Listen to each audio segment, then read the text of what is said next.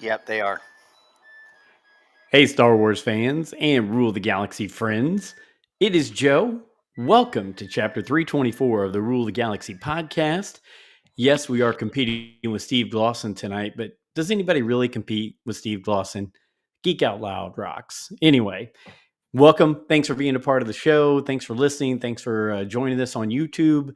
We will post this out as a podcast tomorrow, but we have a lot to talk about. We've got little Tales of the Underworld. We've got Andor episodes 7, 8, and 9. And we've got the whole crew here with us. D-Doc will be with us in a moment, per usual. But let's start off with our good friend, Brent Dykman, who just showed us a nice little painting that he's done of Taylor Swift. Yeah, so for anybody that wants to watch, we got a little Taylor Swift, and I don't know if you can see it, but there's some sparkle in the jumpsuit. Yeah, no, I'm currently in the process. I've had her for a while. There is Cara Dune that's being painted currently. Why not? Other than that, I'm getting ready to talk the wars. Keep my mind occupied, keep my hands occupied while we talk. But yeah, how you doing, Joe? Man, I am fantastic. I've got so many things to talk about. Cannot wait. But Alfie looks like he's got a point he wants to bring up. So let's go right over to Alfie. You're muted, Alf. Sorry. So is it Taylor Swift or the superhero she's supposed to be in Deadpool and Wolverine?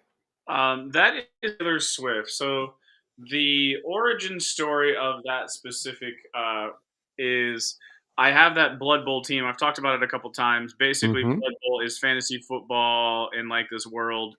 I have Amazon Women as my team. So they all have names. I hired Caitlin Clark. I have Joan of Arc, Ronda Rousey, Ruth Bader Ginsburg. And you can hire assistant coaches and coaches. So somebody's like, well, you got a lot of powerful women. Who else to teach them how to play sports ball but Taylor Swift? So Fantastic. somebody on the interwebs in the Etsy world created a Taylor Swift 3D model. I bought it and painted her up. Hey, we got our first comment of the night from Geeky Stoics. So I'm wondering if that's Stephen Kent or if that's Riley Blanton or if it's any and all involved with there. But love it. Geeky Stoics, when D-Doc's back, we'll post that out and let everybody see that you commented. But thank you for jumping in there and starting off the show with us. Alfie, like I said, I got tons to talk about. So let's bring you in. What's on the agenda here for the evening? Oh man, I think I always like to point out first for myself, and this is going to be one because I'm really excited to talk about episodes 8 and 9 of Andor. Okay. Yeah. Well, 7 I thought was complete dog shit, but 8 and 9, I really liked those. good. I think there was a lot of things that wrapped into other movies, other musicals, everything like that into eight and 9. So I think it'll be good for us to hit all those. 7 was a little boring, a little slow, but I'm sure it's got key points that you'll bring up or Brent will bring up here that'll remind me how good it was.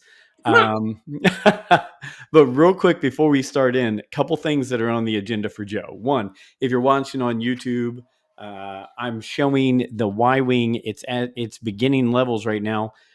Good friend that I met actually garage sailing. I've made friends with this gentleman since we went garage sailing. George Stewart down in the south side of Indianapolis does some 3D printing, and it's very difficult to find parts for the old Kenner Y-Wing. And he was able to 3D print some basically the wings and the engines for the Y-Wing. So I'm showing that there. So a shout out to him. Thank you for doing that. I've got to get some paint going on them and rough them up and make them look like they're part of this old toy here that I'm showing. A really cool thing when I brought these back, because I had to go pick them up, I came back and there was a rattle going on inside the Y-Wing. Obviously, it's from like 1980, right? Whatever, 82. Lori took the time to unscrew all the pieces, take it all the way apart and find the broken piece inside that was rattling and put it back together. So shout out to Lori, because that was pretty cool, because the rattle was bothering me. And so now I've just got to get these wings going the right way. But it's a lot of fun. It's adding to my wing collection. So between Captain America, Captain Rex, and Y Wings, I should have my office all done up in that very soon. I want to give another shout out to Brent, because Lori was going back and listening to some of our Travels with Friends podcasts that we do. And she said, listening back, the one with Brent was really good. And she said, I really liked the banter and I really liked the energy he brought to the show. So, Brent, we're going to have you back on to talk about some other topics, because Okay, she enjoyed that. So, good. She should witness the two of us together. mm, I don't know. I should have Lori just run that episode. Yeah, with you two. I don't know if she's ready for that. Another shout out to George's son, Devin. Devin runs Dungeon Guild Printing, and he makes cosplay and game pieces, all kinds of things like that with his 3D printing. But George was able to show me a lot of the stuff and like his album that he's created of all the stuff he's done. So Dungeon Guild Printing, uh, go check him out, dungeonguildprinting.com. He does a lot of cosplay, again, the game pieces and the miniatures that the Brent messes with. He does a lot of stuff like that. So I want to give him a shout out. Last but not least, before we get into the Star Wars topics, Lori and I have been on a mission to for Mission Impossible. So that's kind of weird that I use the word mission on that, but we've been buzzing through all the Mission Impossibles because we want to see number 8 here at the end of May, and we had not watched any of them. We were watching Mission Impossible 5, Rogue Nation, which I remember came out around Rogue One, and they were really like, hey, we don't want to market it a certain way because Rogue is in both titles. The one where he hangs on the side of the airplane. But one of my favorite actresses, Rebecca Ferguson from Silo and from what is that, Greatest Showman, she was in this movie. I had no idea. So it was a pleasant surprise to see Rebecca Ferguson in that show. And Mission Impossible 5 was pretty good. It was really good. So just throwing that out there in case any Mission Impossible fans are listening to us here this evening or during the podcast. But that's kind of me catching up on everything. Everything else going good with you guys before we start in? Pretty good. Busy. Lots of Man, sports. I was to say, you were at a baseball game last night, Alfie, right? Yes. I mean, Yeah, we were. you She's got a playing. future major leaguer on your hands. I, I wouldn't go that far, but yeah, she's playing really well so far through 2 games. She's 6 for 6 with 4 RBIs. There Look, we man, go. that's like that's batting cleanup. That's awesome. Yes, she has batted cleanup the past 2 games. So There we go. we'll see. We'll see how it works. She likes it. Had a good time.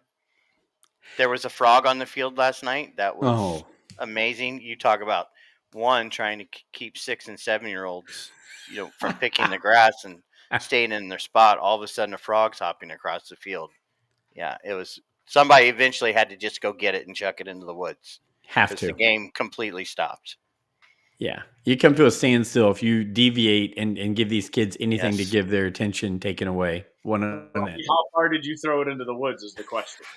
I didn't because I'm not part of the team, so I didn't. This is the first year where we're very stringent on rules all of a sudden.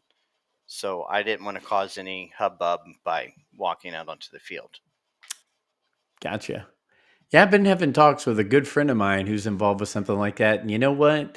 The key to it when they're 6 and 7 is make them have fun, make them enjoy it, teach them a little bit of something related to the game, and they'll keep coming back and wanting to play. Right.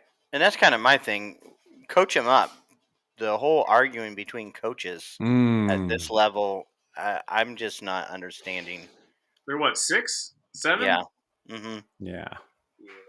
I've been there before. Look, it's a bunch of testosterone. It's a bunch of guys who are Yeah. like, I play JV baseball, so I know what I'm talking about. Right. It's kind of a skit that Joey would do. Actually, Yeah. is what it is. Last Yeah, night was pretty good. There wasn't really any problems at all. But Monday night, we played against a team and they really wanted to follow the rules. but then the they tried to muddy the rules too at the same time. So I was like, you got to pick one or the other. They Yeah. wanted to follow the rules when it was beneficial for them. Yeah, this whole new rule this year of because we've gone up, in age bracket of what's technically an overthrow Hmm. when 90% of the kids still can't. And this is not a knock. I mean, they're just 6 and 7 years old. They can't really catch the ball yet. But Right. the whole emphasis is teaching them to throw to first base. So is it really fair to clear the bases every time? Every time. Right. Or, as somebody pointed out, as an adult, is it fair to step in between the first baseman and the ball that was overthrown? Yeah. Yeah, that's taking it a Good. little far at this age. Good times. You know how they do those reality shows, and even if they're fake reality shows, like The Office, right, where they do the interviews or Hmm. Modern Family. I'm still waiting for one about youth baseball or travel That baseball. would be a good one. I mean, can you imagine talking about how coaches draft certain players because how hot their moms are, or Yes. what you've got in your cup in the stands when you're supposed to be sitting there watching your kid. I mean, there's stories galore to go around on that. Hmm. Hey, I see our good friend from Philly, D-Doc, is on. Hey, D-Doc, one, welcome. And then two, you guys had a first communion for your young man last weekend, right? Yes, yeah, it was oh man, it was a busy week into weekend, but it was a good time. Yeah, it was kind of one of those like, oh my god, time is going by too fast moments, because yeah, I'm like, wow, he's getting older. It's kind of crazy. He looked Did really you have grown a up. Did you Go have a ahead. garage party afterwards? We had a party at the house afterwards. Mm. Yep, it was the pretty much both sides of our family. We had a bunch of people over here, and yeah, it was a good old time. We had issues with the catering. Of course, I was the one who went to pick up the catering, and I had to deal with the issue where like I'm not the guy to deal with an issue because I just stand there like an idiot and just wait. I don't give people a hard time where when I really should, because the food was scheduled. I got to the point where I said to the lady, I'm like, I got to go to this first communion like now, so I can't wait for this anymore. Yeah. So You're like me. You're a doormat sometimes, right, D-Doc? You just yeah. let people walk all over you. Yep. Pretty I much. don't see Brent and Alfie doing that. I feel like they would be stand up guys and say, "Let's go, take charge." Me? See, here's the best part, though. This girl who was running the catering, she's sitting there. She tells me the chicken's not done. It's going to be 15 minutes. You can go shop around the store if you want or Mm. whatever. And I'm like, no, I'm just going to wait. I said, I'll load the stuff you gave me into the car and, come back and stand here. And by the time 15 minutes is gone, it'll be nothing. So 15 minutes goes by. I'm standing there. She's chatting with another employee there, looking on her phone, blah, blah, blah. Probably another 15 minutes goes by that I'm standing there because I'm waiting for someone to like bring her the food or something. And it was like her on her phone and looks up at me and goes, "Did you get your chicken yet?" And I was like, I'm like, no, I'm waiting for you to give it to me. Then she goes to the guy. I walk over with her and she goes to the guy. She's like, "When's that chicken going to be done?" He's like, "I don't even know." I'm like, what the hell is going Oh. on here? Then he says 20 minutes. I'm like, all right, so 15 minutes was actually 45. They have D-Doc time. You So said it, not us. You said it, Doc, I not know. us. That's right. Trust me. I know when I'm setting myself up. Yeah, yeah. So hey, I want to say when we'll start about Tales of the Underworld because we'll get that out of the way. I don't think it was anything too shattering. It was fun. It was interesting. There were some good parts of it, but it wasn't mind blowing to where you think, okay, this changed all of Star Wars or anything. But there were some good points brought up in it, and I know D-Doc, you haven't checked it out yet, so we won't get too deep into it. But one of the things that came out of it was in our conversations, it was so good to see Nick Shesky jump back in and say, hey, because he and I had done a Lothal library on Dark Disciple, and which I've reposted out there. If anybody wants to go check that out, it's out and available in our podcast library. But Nick said that he's now reading The Mask of Fear, and he said, let's throw together another Lothal library as a throwback, and put that out there. So when he's done with that, we will do that. But it was good to hear from Nick, and I'll just lead into, for me, the whole Asajj thing took care of me on two things: seeing the end of Dark Disciple and hearing them talk about the path. Those two things right there, I was good with everything else that went on. It was good visuals. It's a, the animation in those are really good. So as long as those two things were taken care of, I was happy with that arc right there. Alfie, Brent, you've probably watched it. Anything that stood out to either one of you? Go ahead, Alf. It seemed like a pilot for a new series to me. I can see that. Yeah. And yes, I liked the tie-in to the end of Dark Disciple. I really disappointed that kind of nipped it in the bud of any. I'm trying to choose my words wisely here, so not to spoil anything. But there's this certain character that they just kind of nipped that in the bud there, that they can't interact anymore. You can just say it. It's okay. Yeah, it's an animation thing. D-Duck will catch up on it. Yeah, well, they basically wrote off Quinlan Voss and Asajj of any potential of them meeting back up. Yeah, I'm wondering if it maybe could be something that is always just out of reach, right? You'll see it, but they never cross over and interact, but they're always involved. I don't know, but you talked about that, Alfie, a long time ago. That would make a great series, is seeing the path being brought to life, so we can use that as something behind the scenes all the way through, from Revenge of the Sith to A New Hope.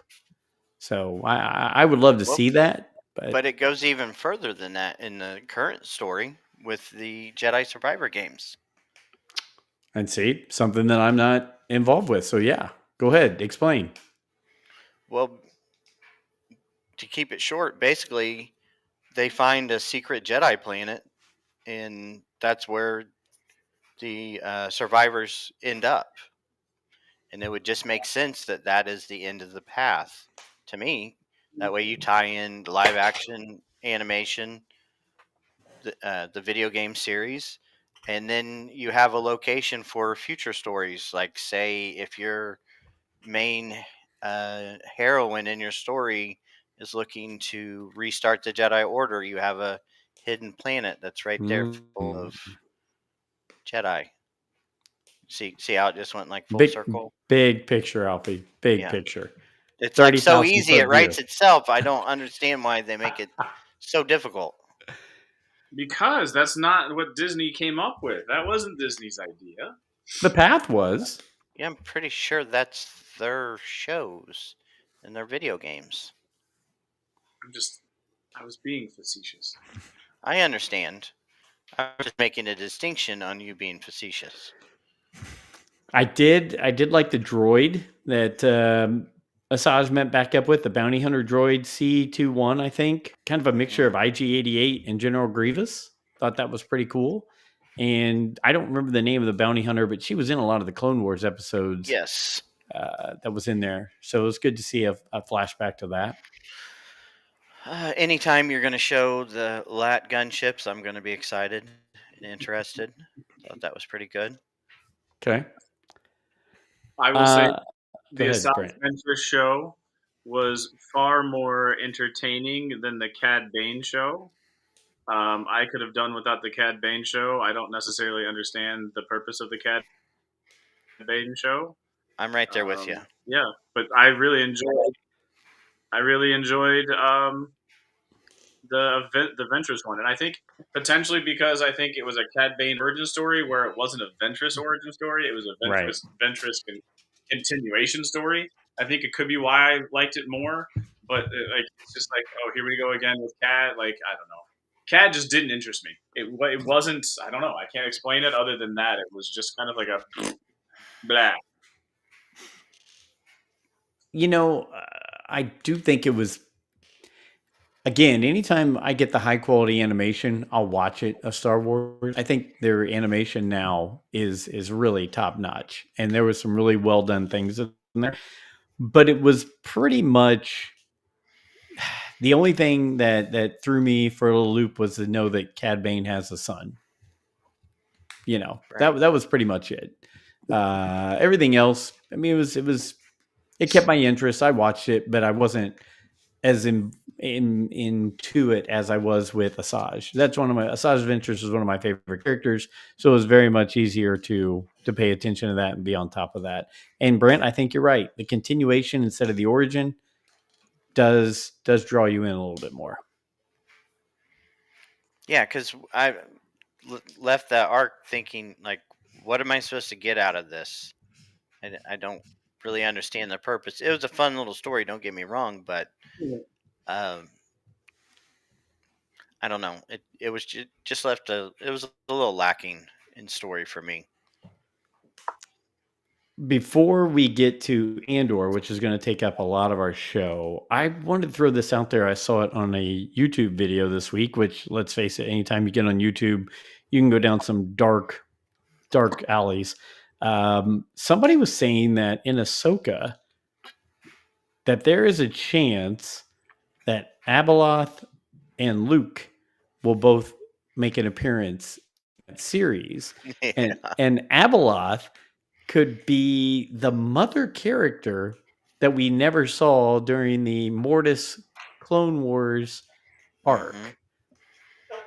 I They thought were that talking was very about that several interesting. months ago. What's that? They were talking about that several months ago. I That's haven't jumped into it, and so when I watched this, I was like, I want to bring this up and talk about it with you guys. So I find it interesting. I mean, you're on a planet that we're not accustomed to, right? There's the Mortis big statue things there, right? Ahsoka was part of that Mortis arc, and Abeloth was a very big character in the EU related to Luke and different things like that. right. So I thought that was really cool, and they're saying the Mortis dagger is what Luke is going to have to use to take down Abeloth from this season or this series. I don't know. Alfie, you're the book of Alfie. Put all this together for me. I mean, this is stuff I've been reading. Yeah, this has been out in the rumor mill for uh, quite a while, probably over a year, and it keeps coming back that it'll be Padme who's Abeloth, and Anakin is the father. I don't really know. That's a pretty to us it seems like a relevant character, but that's a pretty big reach for Your general Ahsoka. audience. Yeah, Mm-hmm. I you got to think that he's trying to figure out some way to bring Luke into this because that's a moneymaker right there. Uh, as much as we liked the first season, I thought it was kind of lacking a little bit too. Um, give it a jolt with some Luke Skywalker. I don't know how Luke Skywalker would get to that planet unless it's some wacky, world between worlds stuff. Somehow Ahsoka and Sabine have to get back to the main group. Correct. I don't know. It'd be interesting. I mean, you could really do a lot with the whole Mortis arc in the gods, the Force gods. I mean, Balin Scroll is still going towards that temple too. So I think there's a lot of story to tell. I think it would be cool for Abeloth to be brought in. Me too. I'd be all for it. It seems like a decent story, but I'm not going to be upset if she's not. But I thought it was just an interesting topic. D-Doc, do you know much about Abeloth No, or? I don't know much about Abeloth. I will say that. I did see Natalie Portman talking about coming back as Padme this week, though. I did see a quote from her talking about how I would love to Same. come back as her, and I think she deserves to have a lightsaber. That's what she said. Well, She's talking more and more about it, though, where I'm like, this is happening. She's coming back somehow. They're going to find a way. Ahsoka is the path to showing some kind of flashback to her coming back on the screen as her. And the crazy part is she's going to look exactly the same as she did 20 years ago, Revenge of the Sith. Like, that's the crazy part. What are these guys who are in Star Wars on, man? Because I was like, oh, wait a minute, how long ago was Rogue One? Because Diego Almost Luna 10 looks years. exactly Diego Luna looks pretty much exactly the same as he did 10 years ago. You know those actors, they're drinking kids' blood. That's what everybody says. Wow. One of those, huh? One of those. Well, I mean, love it or hate it. We got lizard people and our birds real.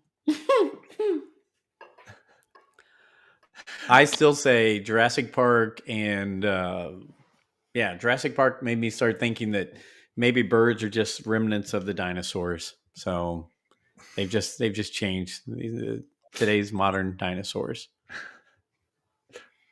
I saw a post one time where That's beautiful, Brent. a guy was just like, "Has anyone noticed you haven't seen any birds outside lately?" And there was all these comments like, "Just looked out the window and I don't see any either." It was like dead of winter.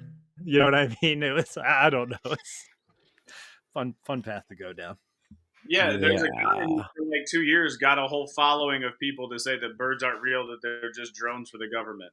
Look it up. It was like he came out and said that it was a lie eventually, but there are a lot of people that thought that birds were just drones for the government. Well, I mean, did the government want to go as far as making it to where the birds always have to crap on your car or geese have to crap on your sidewalk in front of your house? That's I mean, their are they way of that deep sticking it into to it? us. Okay.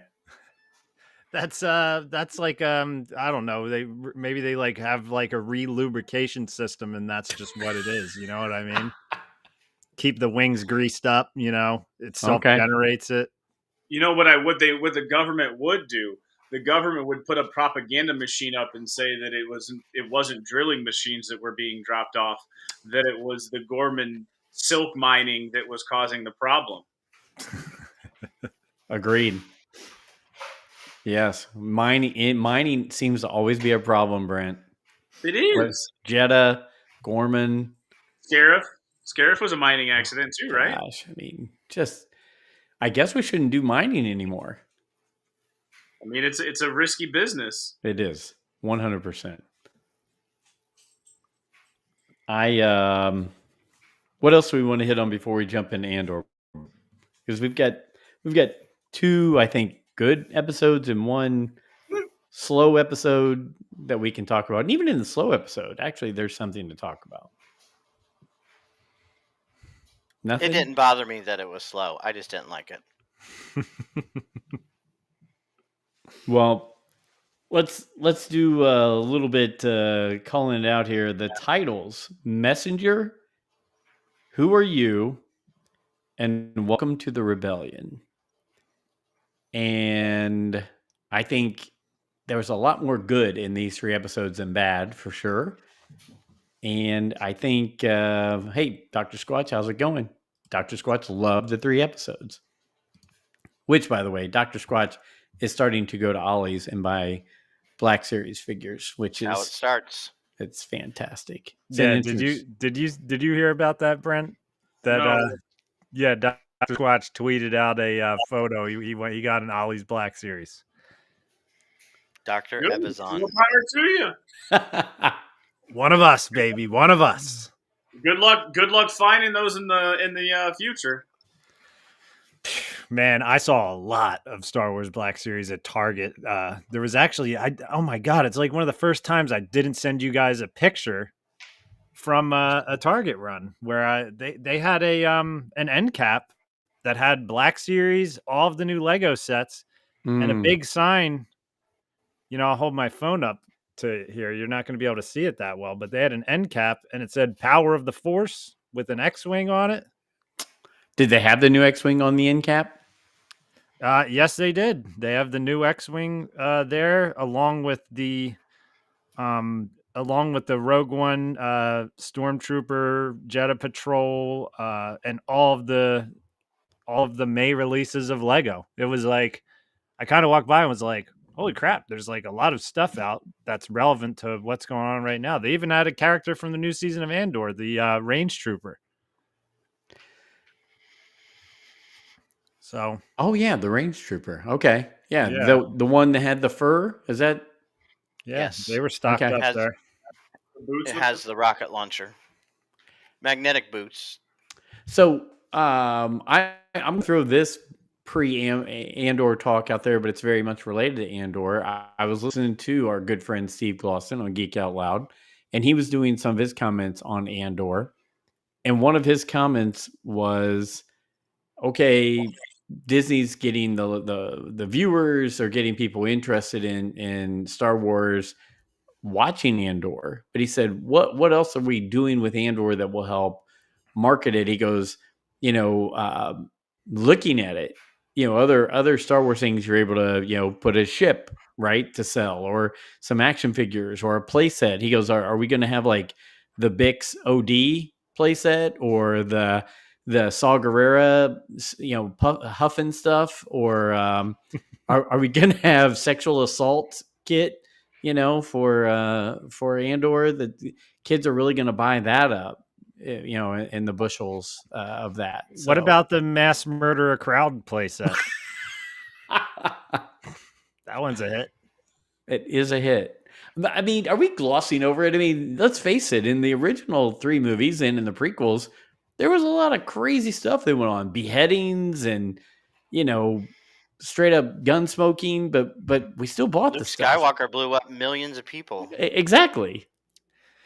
One thing I've thought about while watching this show is it going to make people think, have a second thought about cosplaying, some of the people on the side of the Empire for how dark and serious it is? But I guess not. I don't think so. But it is the volume, the knob is turned up on this show without a doubt, to where they're really sleazy. Not enough people are watching it for those to be concerns, in my opinion. I hate to be that guy, but it's just. Hey, real quick, but Dr. Squatch said he would have bought the Ponda Baba too, but it was a whole $10. Not ready for that kind of commitment yet. Yeah. Yeah. So Alpha, you pay attention to that a lot more than I do.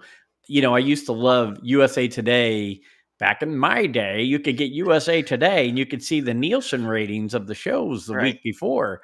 I don't even know those where to aren't go out track yet. it. Yeah. Yeah. The Nielsen ratings aren't out yet. There is, I think, one by Illuminate that is out, and it does not make the top 10 streaming shows.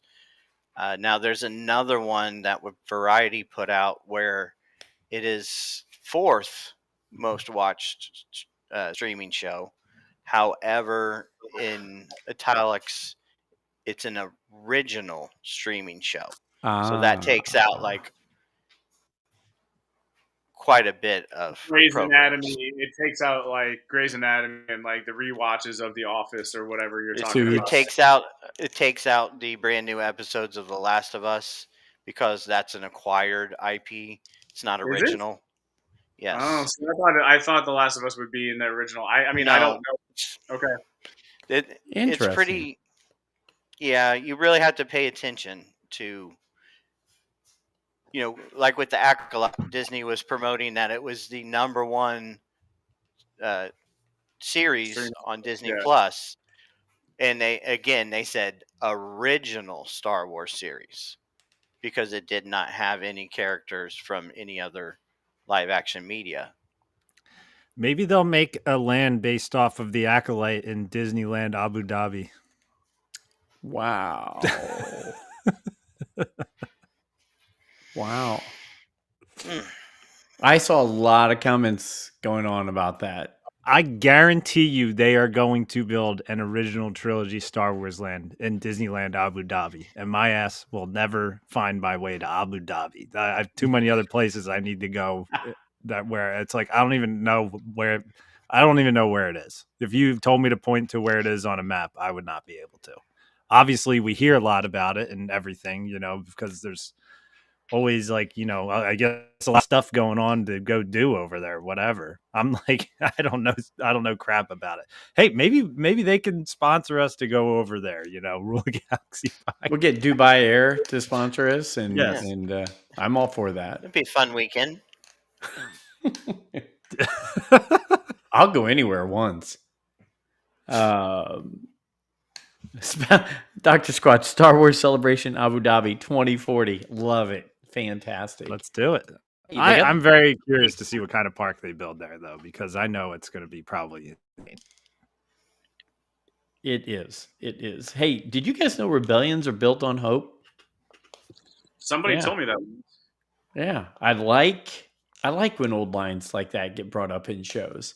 I mean, that was pretty cool. That wasn't that The bellhop, wasn't it? the bellhop, now Yeah. probably assistant manager or front desk worker. Uh, like that he got brought back in. He seemed like an alright guy, and he's been through a lot. He deserved to have a little shout out in there. We got what did you guys think? It was episode 7 was the one with the Force healer, correct? Mm-hmm. Yes. All right, let's Hey, go into this. I mean, that's hated the it. only that's the only Force thing we've seen in any Andor thing, right? Not considering Rogue One. I'm saying in Andor. I'm letting Alfie take the wheel on this one because I know it's going to be good. Yeah, I don't. To me, that's the only forcing. I can't think of even any mention other than the Emperor. But as far as the character, no. And yes, I hate force healing. I think that's a video game shtick, and it should have stayed in video games. Uh, that's cheaper than Batman's utility belt, in my opinion. Because if force Um, healing actually exists, then why did Nobody Qui would Gon die. die?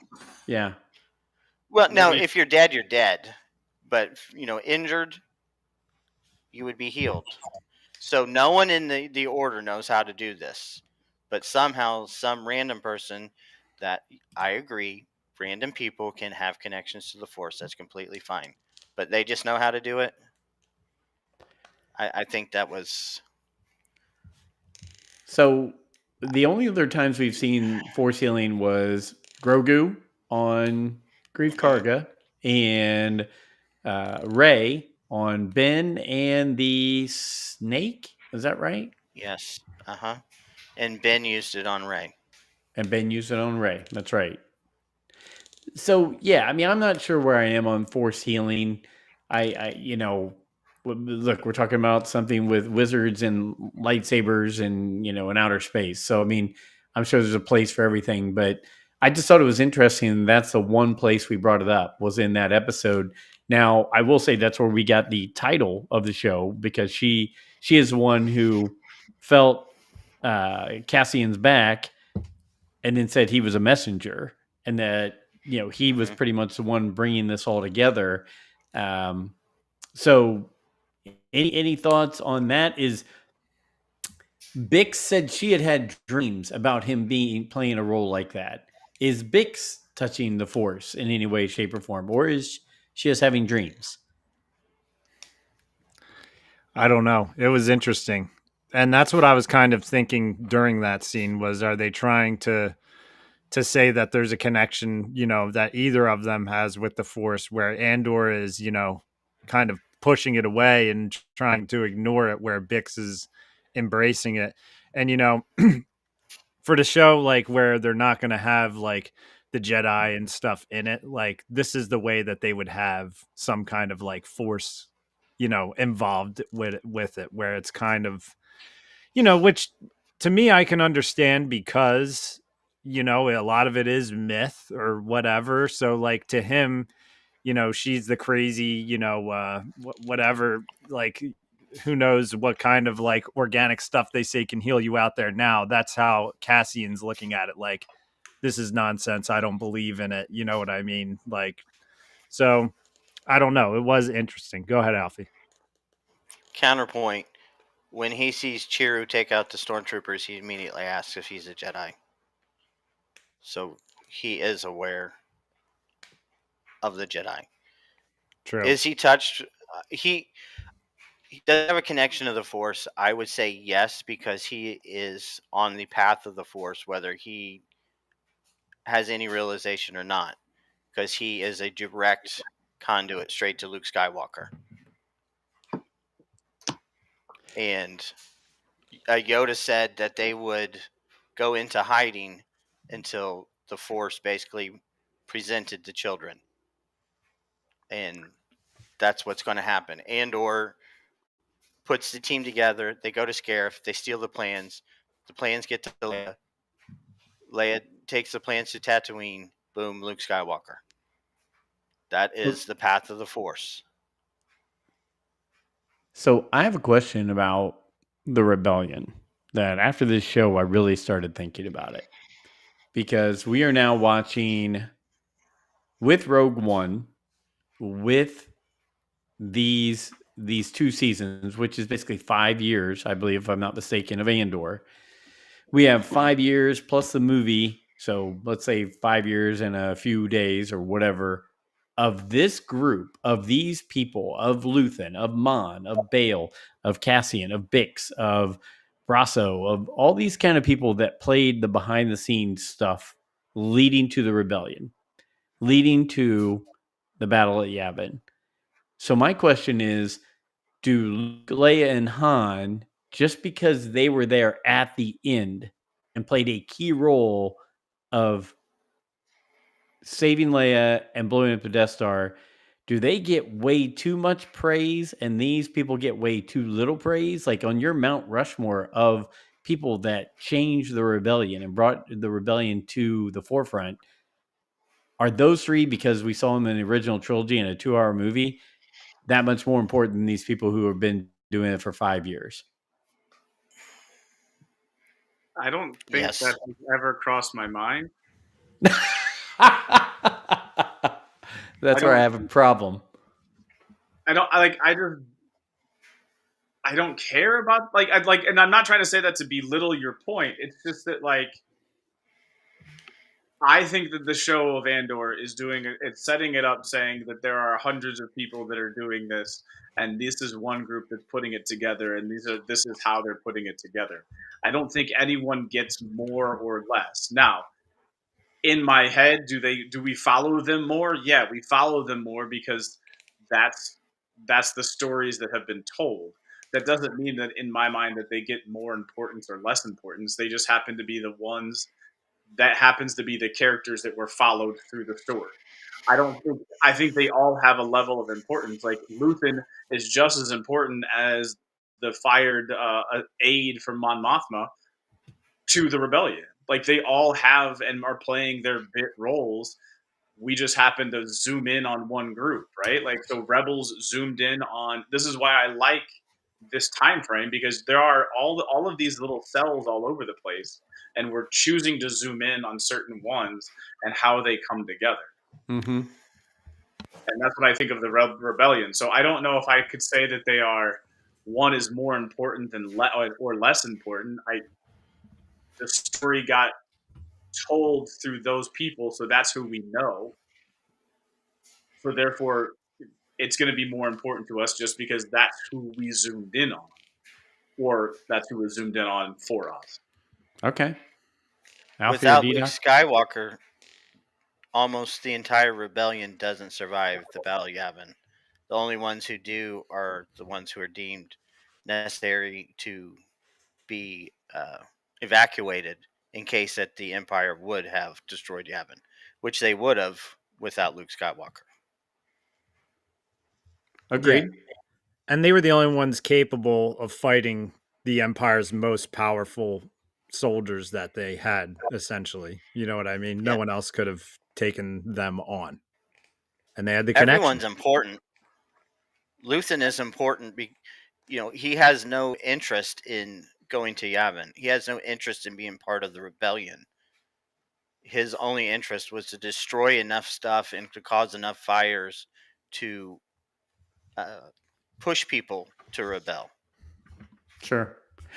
I'm weird. I He's a very recruiter. much look at history, right? And I look, let's just say American history, and I look at that and I think when the American Revolution came about, so many people were basically canonized in our history. You know, monuments, cities named after them, highways named after them, elementary schools named after them, right? Things like that.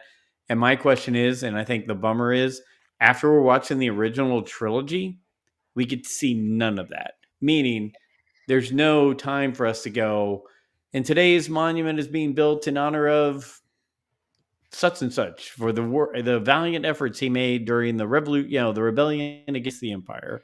I think it would be very cool. I think we've been short shifted after Return of the Jedi that they're not playing more up on the here's what society was like and here's what is now happened and what people are looked upon as after that all transpired. So again, just my mind how it works, and because I'm a history buff, it just made I me think of think it. Mando and Ahsoka touched on that quite a bit.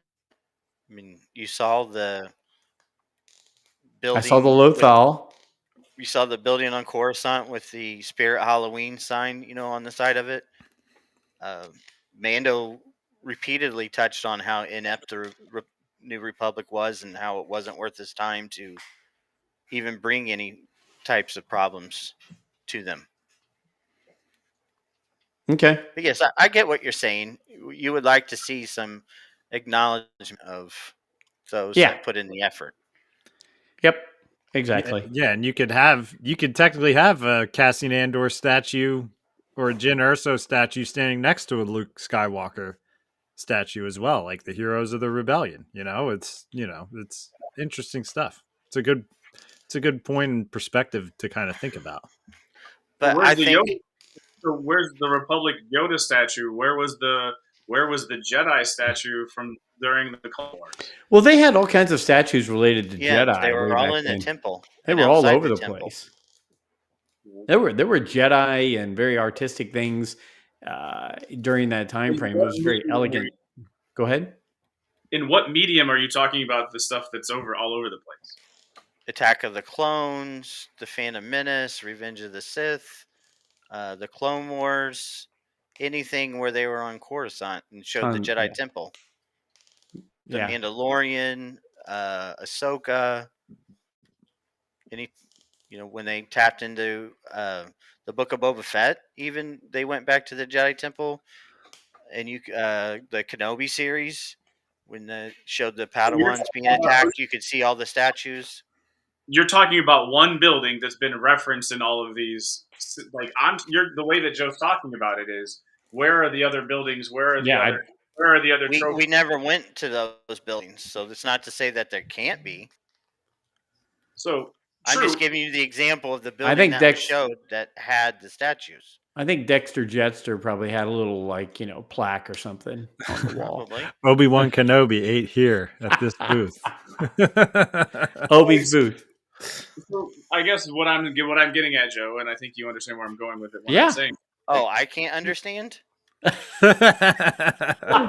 Point, Alfie. It was Joe's point who brought it up. That's the only reason why I said that.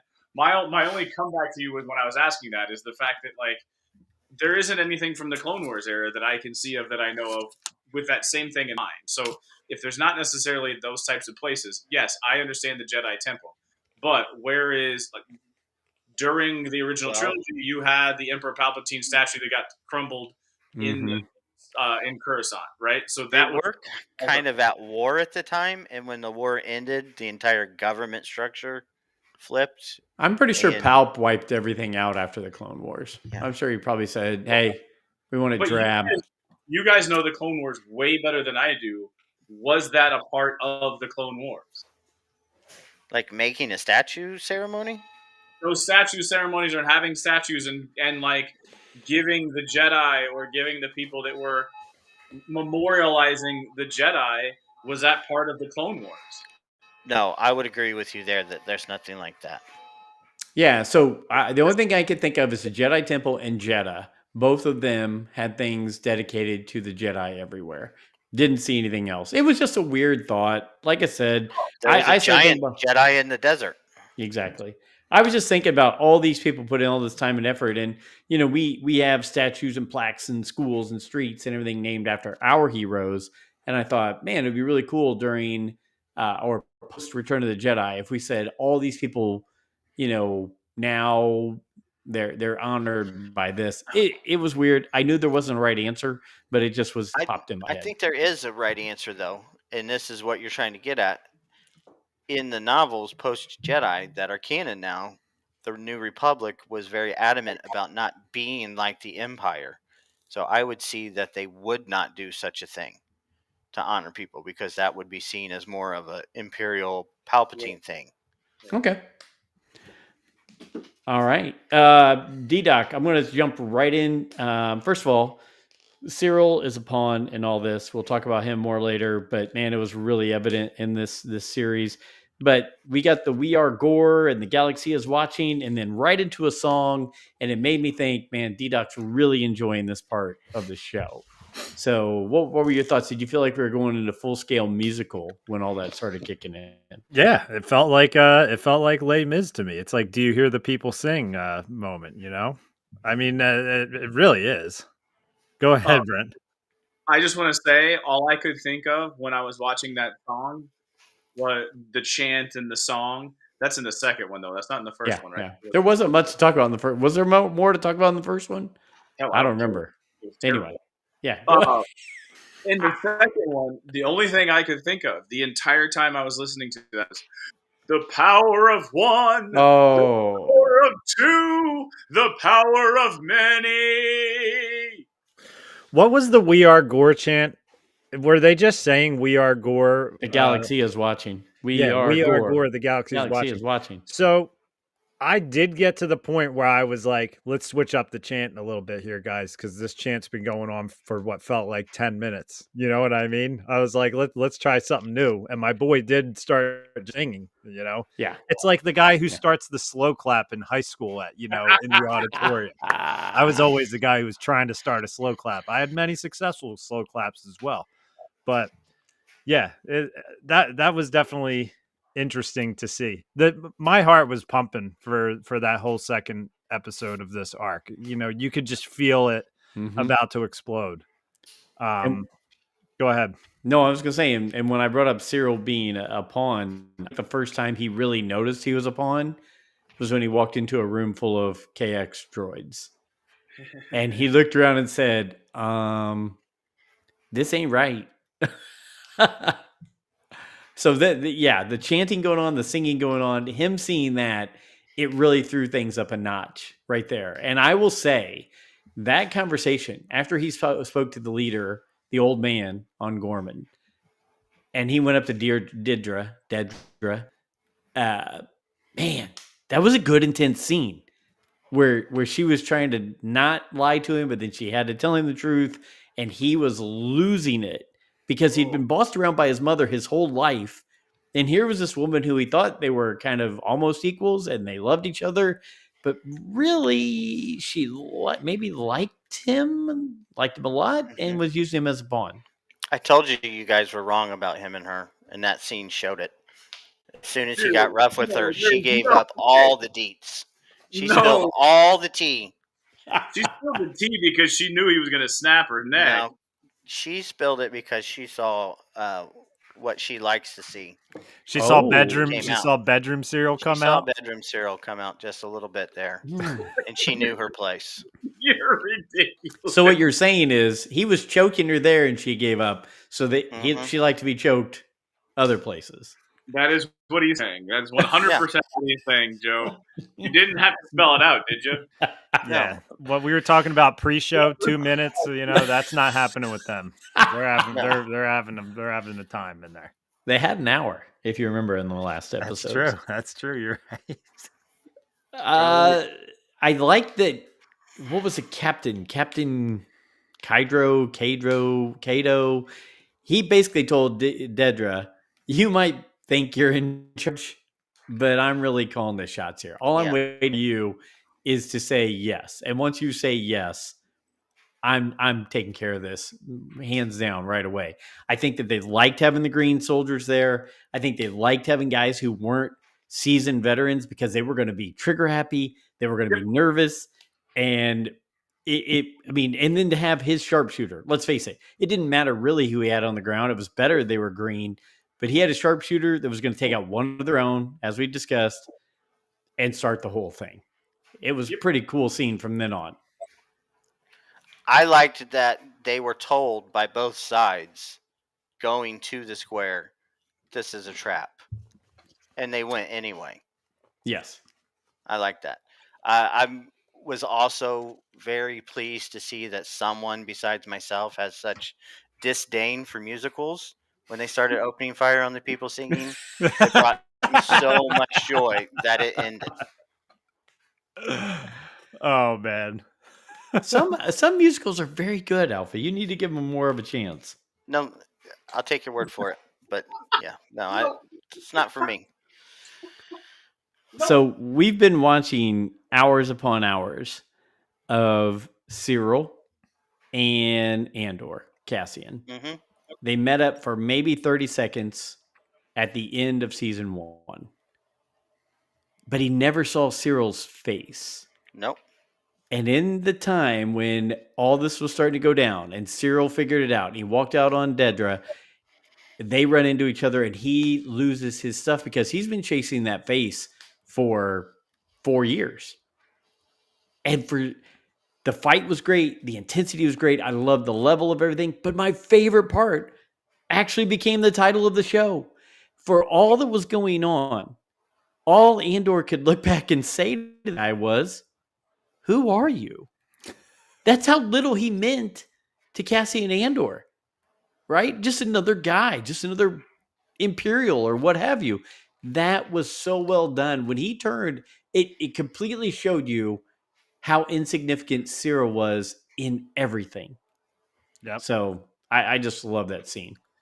Yeah, no, you're right. And he goes from, Deidre to being like, I'm willing to go out in the crowd and die with these people because I've been deceived, to then seeing Andor and being totally like triggered back into, himself again. Yeah, he's just been kind of getting jerked around by everyone for like his whole life essentially. And yeah, the way the delivery on that, the way Oh, Diego Luna is just like, who are you? You know what I mean? Because he's like, you can tell that this dude is hell bent on killing him. You know, that was a hell of a scene right there. They beat the crap out of each they other, did. man. It was a good. It's not like they didn't get the payoff for Cyril's character. I do kind of wish he didn't get hit in the head by a stray bullet, but at the same time, it makes sense for his story. No, he You didn't get hit know, by a stray. Yeah, you got gun smoked Got gun smoked. did from Andor hit him? behind. The old No, the man old from guy the got him Oh from yeah, yeah. behind. Never mind. Never mind. It was the old guy. Sorry, it was the Still, old that guy. that's even more perfect. That's yeah. even more perfect, D Doc. That's perfect for his character because it just shows you, as Alfie was saying about all of the characters in this show, that they're all basically bit part characters and they don't mean shit. And the fact that like right after Diego Luna, right after he looks at him and it's like, who the hell are you? Then he gets removed in an awesome. Oh, fantastic. I will say that was one of my favorite scenes so far of the show was him losing his shit. Sorry, him losing his stuff, running in and tackling Andor. Great fight. The "Who are you" line, and him getting gun smoked in the head. That right there was top notch. Yeah, it was fun. He also got slapped in the face at one point too, because I think that like, I do Oh think that yes, he remember that girl slapped yes. him Let's across talk the about face, that. Yeah, where like, the old man's daughter. Yeah. yeah, and I think it's like, obviously time has gone by, and the people who are dealing with him probably have caught on to kind of what his role was going on with everything. But I think Cyril probably didn't understand it, because you can tell he actually had some feelings for all of these people that he was kind of dealing with as like kind of like a rat or a mole or whatever. Well, It's interesting. he was I think told that he was only looking for outside agitators. That's it. He was not supposed to turn in the people who were in Gorman. He was supposed to keep an eye on for Dedra and tell her who was coming in from the outside world to stir things up. True. Yes. When really that wasn't his job at all. His job was just to make them believe that he was involved with them, and Dedra knew it all along. Go ahead, Alfie. I'm sorry I cut you off. it's all right. I think what I was going to go with is that I like that absolutely. Well, everyone except for the colonel, I think there was another layer to what was going on. There was someone above them who knew more than what they were.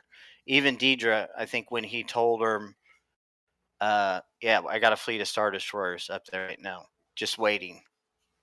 And you could kind of see a look on her face like, whoa, this is even another notch above me that I didn't know about. And yes, it's going to be a lot worse than what I had originally thought. Um, One thing I really liked was the rebels. Like I said before, they were warned twice by both sides. They never once considered that it was the rebellion itself who had set them up to be slaughtered.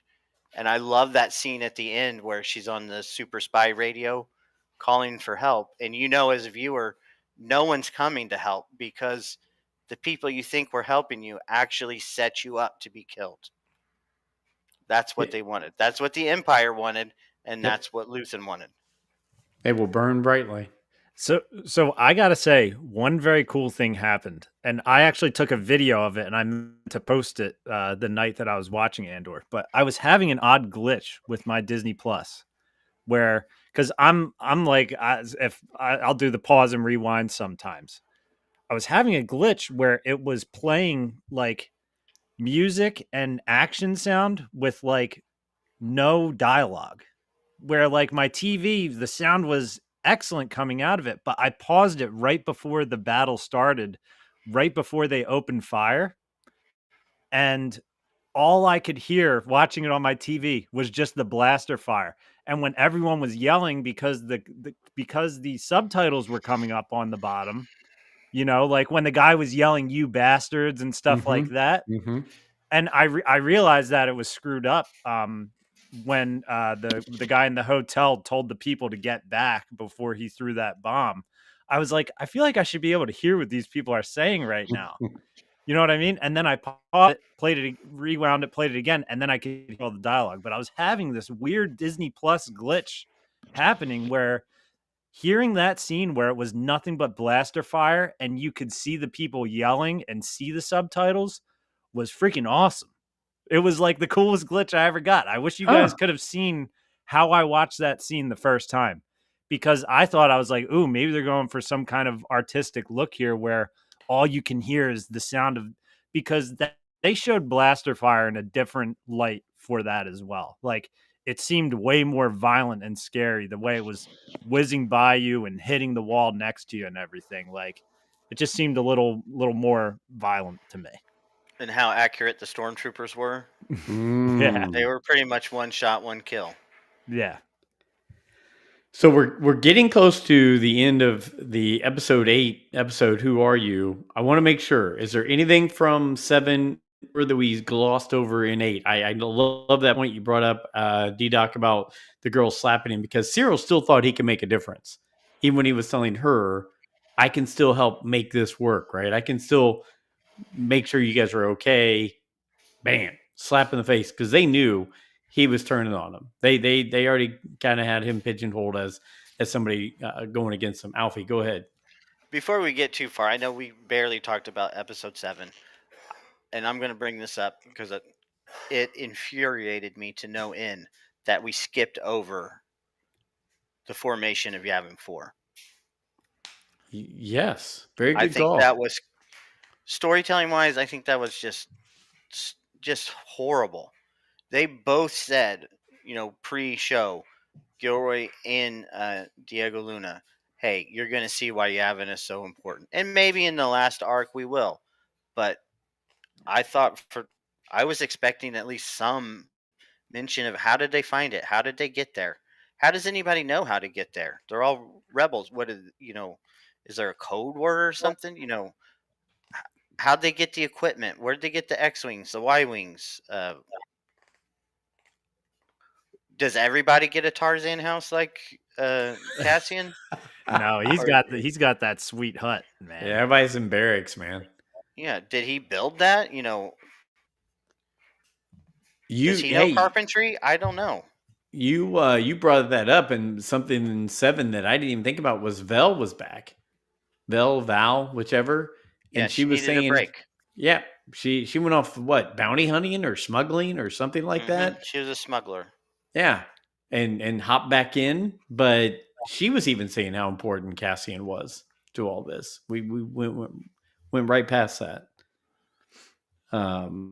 It So I was have a question. So yeah. Go ahead. Alpha, you brought that up, sir. But that makes me go back to, wasn't Poe Dameron supposed to be born on Yavin, or like connected to Yavin because Yavin was a smuggling ring and it was a planet for His smugglers? I thought his parents were pilots in the rebellion. Okay. They were. He was actually conceived at the Battle of Endor after the celebration. Yeah. Is that actually like? I'm pretty sure if you look that up, that is. I Is that might be actual making. lore?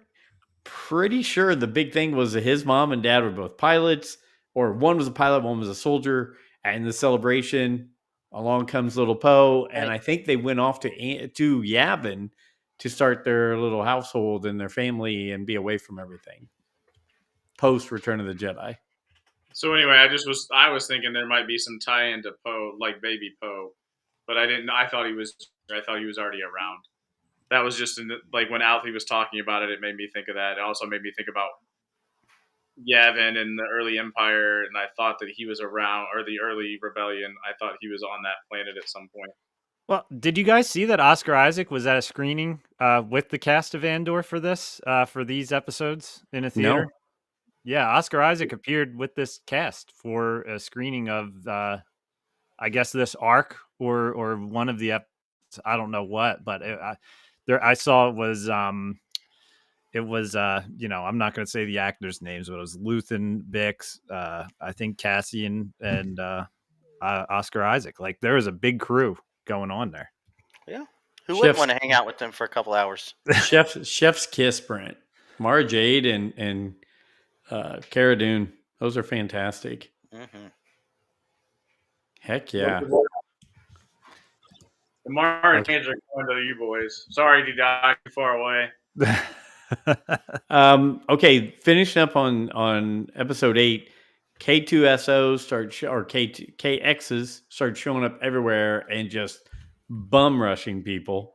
My favorite scene in all of Andor. I Which loved one? that scene.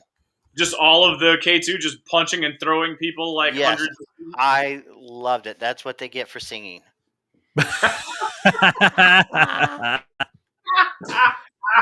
That's the title of the show, Alfie. That's what they get for singing. When Writing that That's a down. good title right there. when the one kicked the barricade and just took all those rebels out, it wasn't as great, but this is on par with the Darth Vader hallway scene. It was very cool. I'd see Yeah. them full strength. I know you're not awesome. supposed to like that stuff. I know you're supposed to feel for the rebels and all that stuff, but I loved it when they just started causing havoc. It was great. It was like Star Wars Terminators all of a sudden. So Legion created the sleeper cell and the riot trooper, and they've been in the game for probably about 3 to 4 months now. But they were based upon Andor, this exact scene. Um, like you actually saw like live, like people that played Legion. If you watched it, that was basically live action Legion of like the riot troopers, the guy with the shield, the guys with the shields that get Mm-hmm. smoked. They play terribly, and people are like, "Why do they play terribly?" You saw it play out as why they played terribly, and then you had the rebels. They all had trench coats on and stuff like that.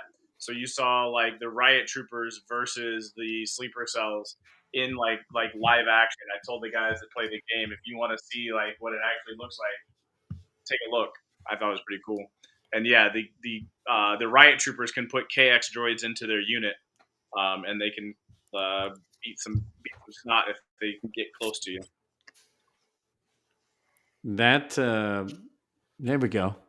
Yeah. Yeah. Sorry, I just threw that on the screen right as you were talking, Brent. I don't know if you were showing something because I minimized us there, so I didn't. I was on another I wasn't window. showing anything. I was just chatting. So we do get to see the meetup, the official meetup, and it was a bad meetup in all reality of K2SO and Cassian. He's chasing him down the street, and then Sam, who had taken out the girlfriend in the previous arc or the previous episode, he comes through and clips him in half. Right? That was Yeah. the same guy. So we get to see the official meetup, and you see Cassian go, "Wait a minute, you might be able to use this. You know, I need a favor." And he takes off with K2 to take him back to Yavin, but it ended up with Cyril's mom watching the news and crying. Did she treated that kid like crap? I feel like for the entire time of this show, to then turn and cry. I mean, I guess I mean, she still was his mom, right? I mean, no mom wants to lose their child, but man, that was interesting to see. That's how they kind of ended that there. Her watching the news and hearing the reports from the Empire about how these rebels had caused this and killed all these Imperial people. Any thoughts on Cyril's mom at the end of that? Because I have a feeling it's the last time we're going to see her. Yeah, I hope- mean, go ahead, Brent. I just said I hope it's the last time. Sorry. Why do you hope it's the last time, Brent? I wonder. Hey, are you guys looking for her Black Series figure? Or it should be at Ollie's very soon. I think she's directly responsible for him being there and getting killed there because he was never good enough for her. He was always trying to move his way up the ranks to try to, be accepted under her approval.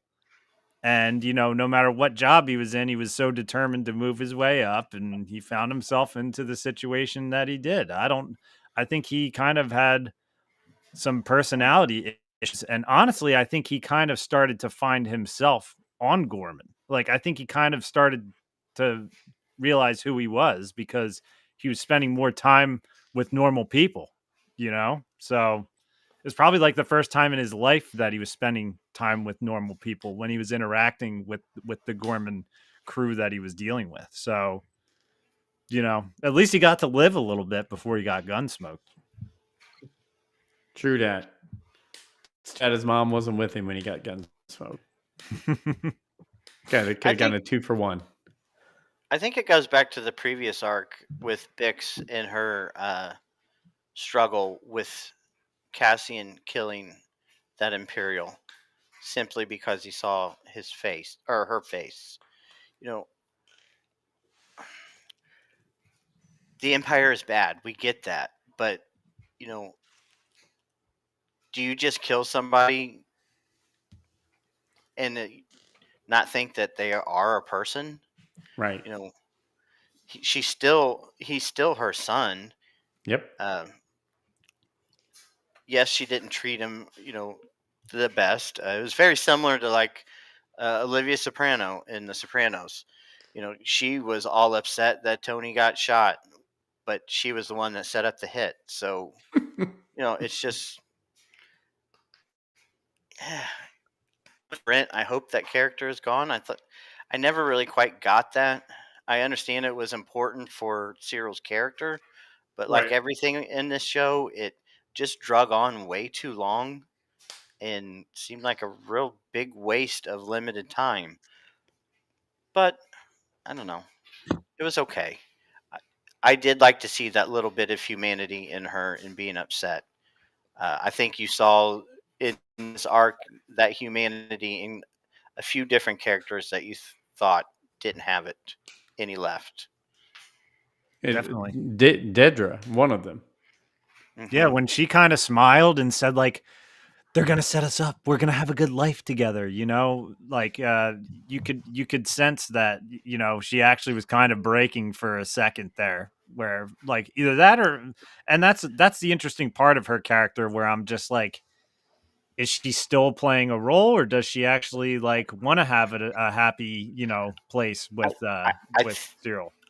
I think she does, and that's why you saw the straightening of her uniform, and that was her coming back into character. Cyril did cause her to break character. She was trying to tell him to get away without being able to tell him why. Mm-hmm. She knows that she used him, but at the same time, you tell that she had feelings for him. We know why. Exactly. Oh my She got a God. strong grip. He did have a strong grip. He shook the shit out of her.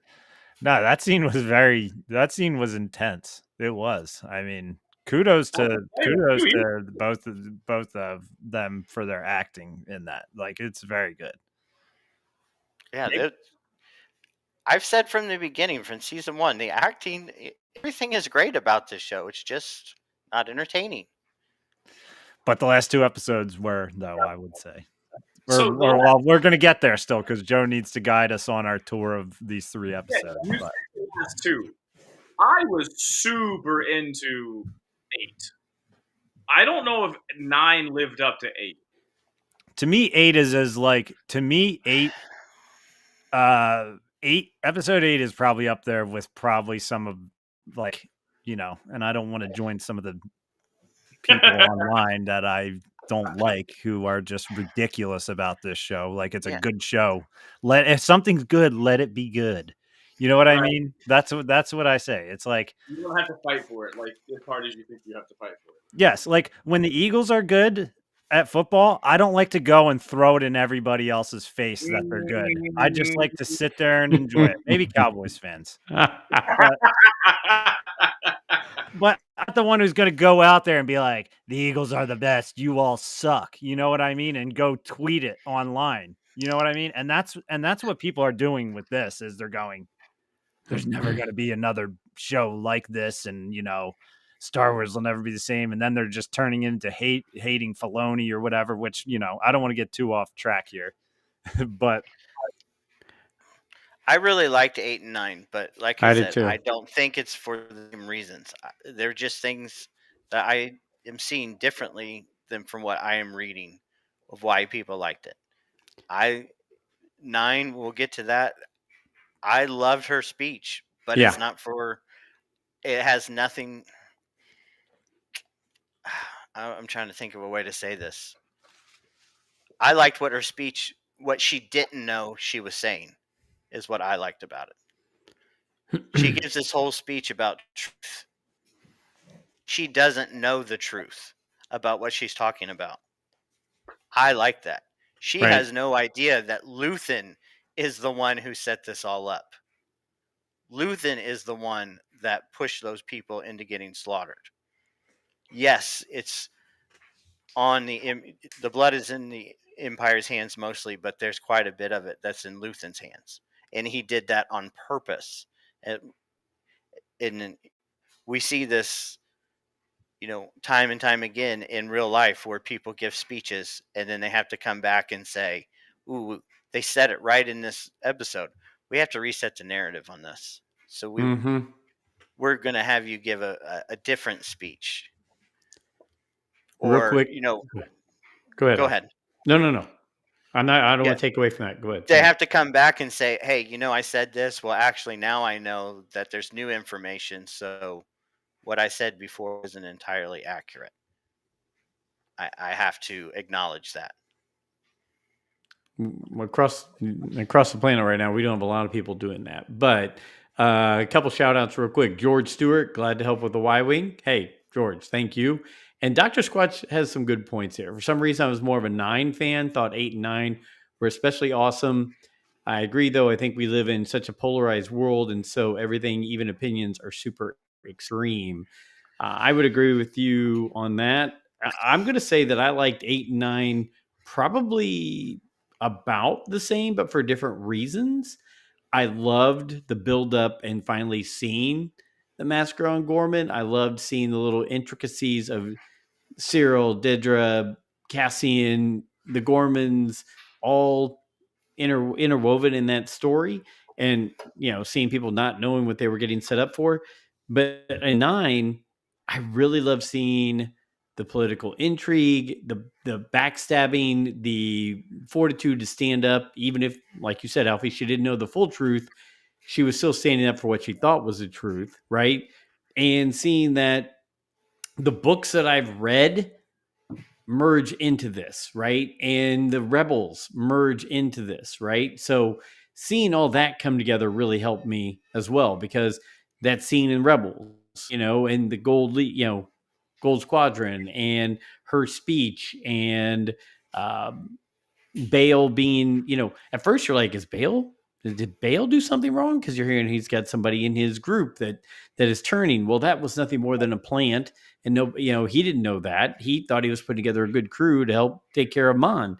But seeing the quick things, how quickly they switched after the Gorman massacre, how there was extra security and how people weren't allowed to say anything, and how they had the entire schedule of what was going to be said on the floor of the Senate laid out, right? If it wasn't for that one senator talking about emergency, Bale would have never been able to say, well, hey, I'm gonna throw up a little clause here. Since you're saying this is an emergency, I can use my powers to do an emergency thing as well and get Mon Mothma on there. So all of that stuff was really cool to see come together. And I loved her statement that the death of the truth is the ultimate victory of evil. That was one of the best lines, in my opinion. It really stands for today in our real world. It meant something back then. So this one I liked, Yeah, like I said, just as much as that's very Abe. 1984-ish right there. That Mm-hmm. statement. Yeah, I liked her having to see somebody get gun smoked right in the face in front of her. Yeah. twice. You know, yeah, this is no more standing in a Senate pod and backroom deals and all. You're in the shit now, and this You're is in it what it's now, like. baby. Let's go. It's what it's like for the people that you've been supporting.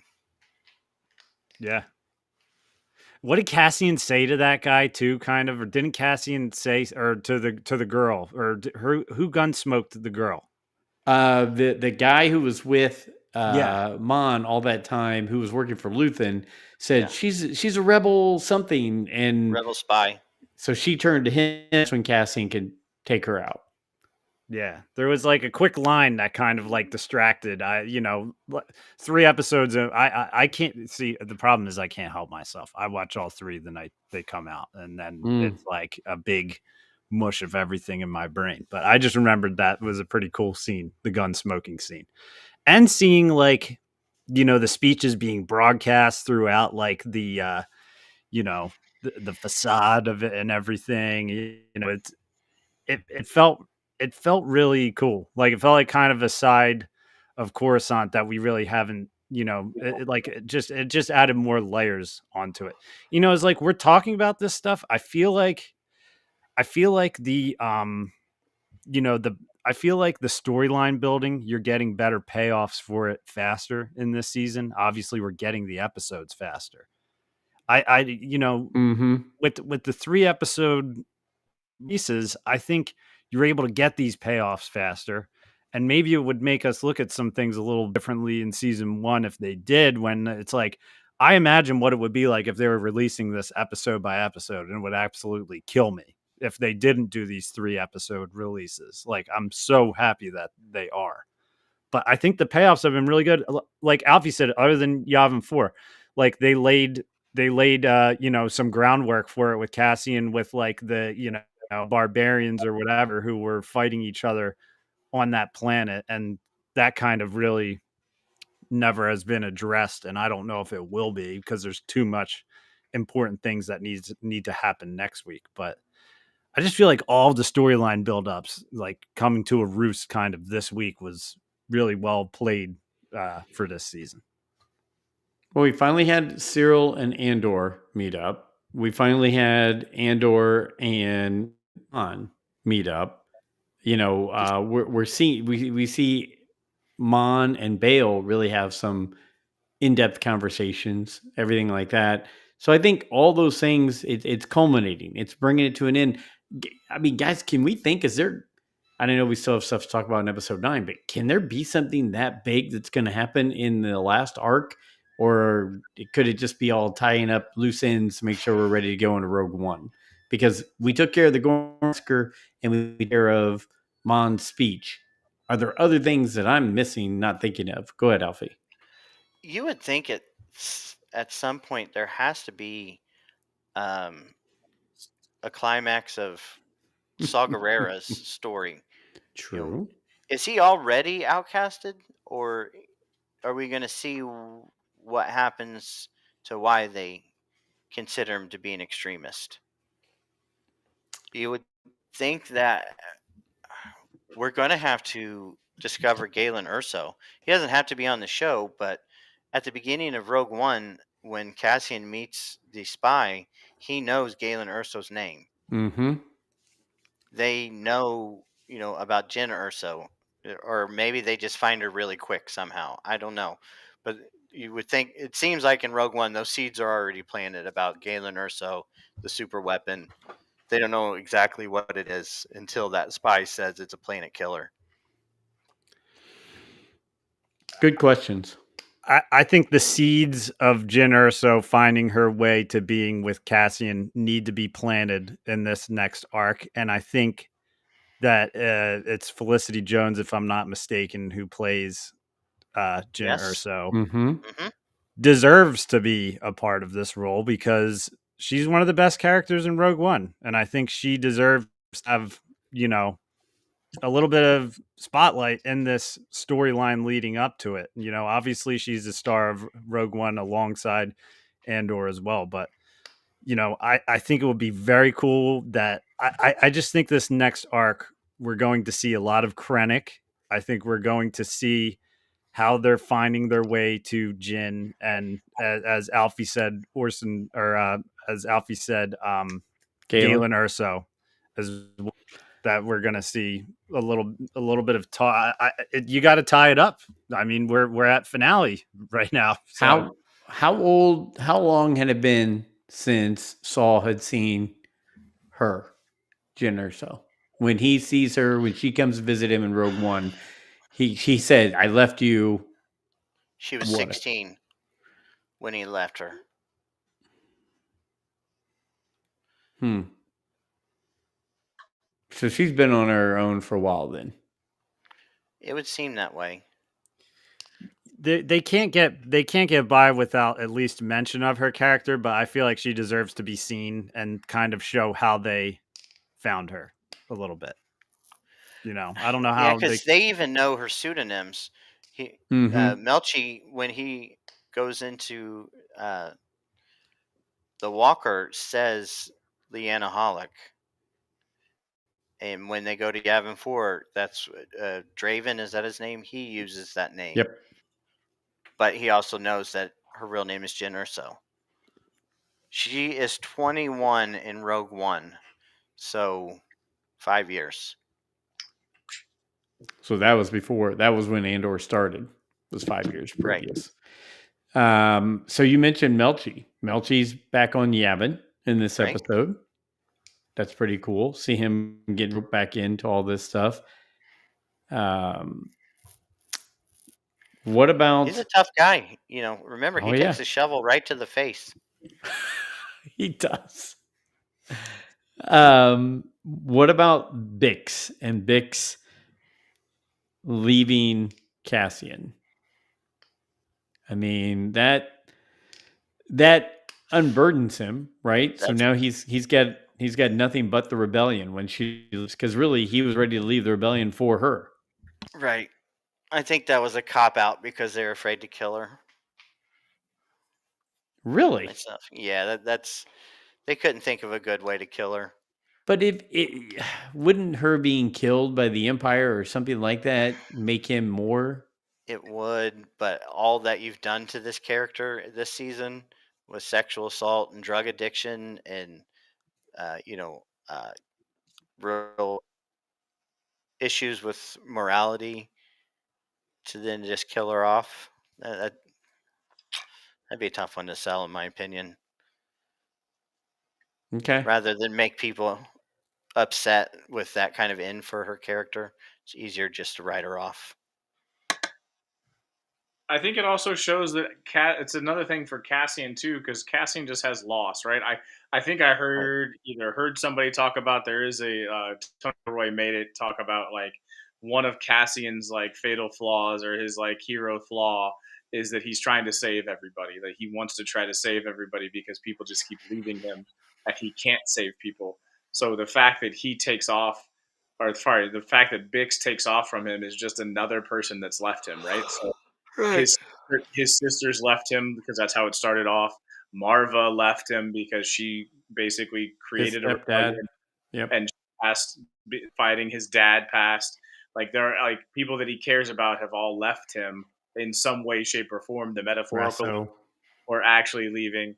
So I think like there's a part of it that is like it's a ceremonial way for him to have another person leave him, which all that does is piss him off even more, and you know what I mean. So I think it could be viewed as another way to build that character and build into that character Well, yes, and it's make him buy the rebellion 110%. He more.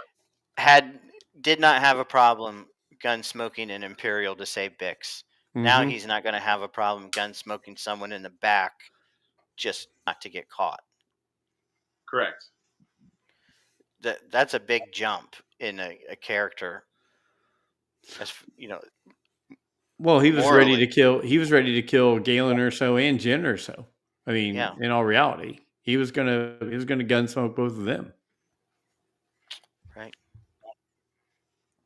What do you guys? And I just had to run away for a second, but what do you guys think of all the talk? Because people feel like there was a little bit of love interest between Cassian and Jin by the end of Rogue One when they're holding each other, which I don't know that you could say that. I mean, they went there together and they fought the battle together, and they're kind of just ends. So, They if you're had with plenty of someone, time in that elevator. if you're with someone, why not give them a hug while you're about to be obliterated by the Death Star? But everyone's saying like, Cassian was probably thinking of Bix when he was hugging her, Yeah, all that stuff. I think that's pretty fair. I think Jin opened something back up in him. Mm-hmm. Someone else he had That to save, right? So it goes back to that savior complex or that save mentality that he has built into him. I don't know that it's somebody. I'll agree with you, Brent, but I'll also add that I think it gave him, like we were talking with Anakin slash Darth Vader, it was just that crack back in his armor and his humanity came back out. And we finished this episode with seeing Alan Tudyk play Mhm. K2SO again. Yep. Yeah, So what was it? What was his droid's name? His first droid, 2B or B2? I can't yeah. remember. Emo. BMO. BMO. Yeah. Anyway, he loved that droid. He still abandoned him, had to take off and leave him, but Screw that droid. screw that droid. He's old anyway. But obviously he's over the next year, because that's all it is 1 year that he and K2SO being together. They're going to build up that bond and relationship. But it was good to hear him come out with that voice and make a little, what do you say? Push that gun away from me or something like Have I that. done something to offend you? Yeah. So I mean, I like that guy. I've been watching Resident Alien, by the way. He's hilarious in that. My gosh, he's so funny in that show. He It's was not good even. in Transformers 3. He was good as Steve the Pirate. Arr. Arr. We have a pirate? I don't know. I don't know what you're talking about. My cousin Ray Ray on a roller coaster. Boop. Dead. Anyway, sorry. Dodgeball. Yeah, it's just so funny though to see like the horror of what those A2 droids can do, Mm. or the KX droids. I Mm-hmm. always just call them K2 droids, but they're KX droids. You can just tell why those guys were shitting themselves while that was powering up. You know what I mean? And I loved that Cassian was just like, "Oh, you just hit one and split it in half. I'll take this. Yeah. Let's see what we can do with it." I I kind of think wanted the there to be a little more than just K2 being Back to the Futured. I thought there'd be a little more significance to the robot in Right. him. I always thought, If you like Cassian and like let's stop in the middle of it or something, and Yeah, there'll be yes, some sort of I always and when I saw that droid room Cyril. when Cyril went into the room with all the droids, I was like, maybe they have one program to help Andor get, like, my first thoughts, maybe one of these is programmed to help Andor get the hell out of here. Like maybe someone from the rebellion got into knowing that these are there, and that like those were my first thoughts of how it was going to pan out. Is all hell's going to break loose, and K2 is going to be like, I'm here to help you. I'm programmed to help you. We're getting out of here. Did you notice that there was one that was staring at Cyril and everybody else was looking straight ahead? Yes. Mhm. Only one that was looking. So there was a part of me that was thinking, "Oh, that's K2." The one that was staring at Cyril was the one that was K2 because all the other ones didn't even react and sat with their head straight ahead. So that was where I was going with it when I saw it. So maybe it had a personality flaw from the very beginning. Potentially, yeah. Like you know what I mean? Like because why Yeah. else? Like staring straight at Cyril. Right. Yeah. And when the Mm. KX droid threw the girl who slapped him in the face, man, whew, and she just plopped dead right next to it was crazy. Like, That was an intense scene. It was crazy. Yeah. and then just kept throwing people in the crowd. Walk and throw, walk and throw, walk and throw. I keep sending us back to that. We didn't. That's okay. We didn't talk anything about the bugs on the senators that they thought might have rebel leanings. We didn't talk anything about how there was a whole crew that did nothing but watch and monitor those people, but also they were watching the Senate to make sure of anything weird going on in there. They had people, not only the driver, but people, aides and assistants in the Senate, all keeping eyes on these people. I thought that was really good. And Alfie, you brought it up. It never even crossed my mind that Lonnie's person that got put into Bale's group was the one who was the ISB agent. Right. Well, how would you put that together? Yeah. Who knows? I'm sorry, but who The knows internet Lonnie's said it. last The name? internet knew it. The internet knew it because they're smarter than you because Yeah. it is so smart. It's so intelligent Give writing. me a break. Exactly what was going to happen because they said Lonnie's name and they never used Lonnie's name. But did you know Lonnie's name was Young? Because they said that Young had a spy group. Yeah, it's one of Young's assets.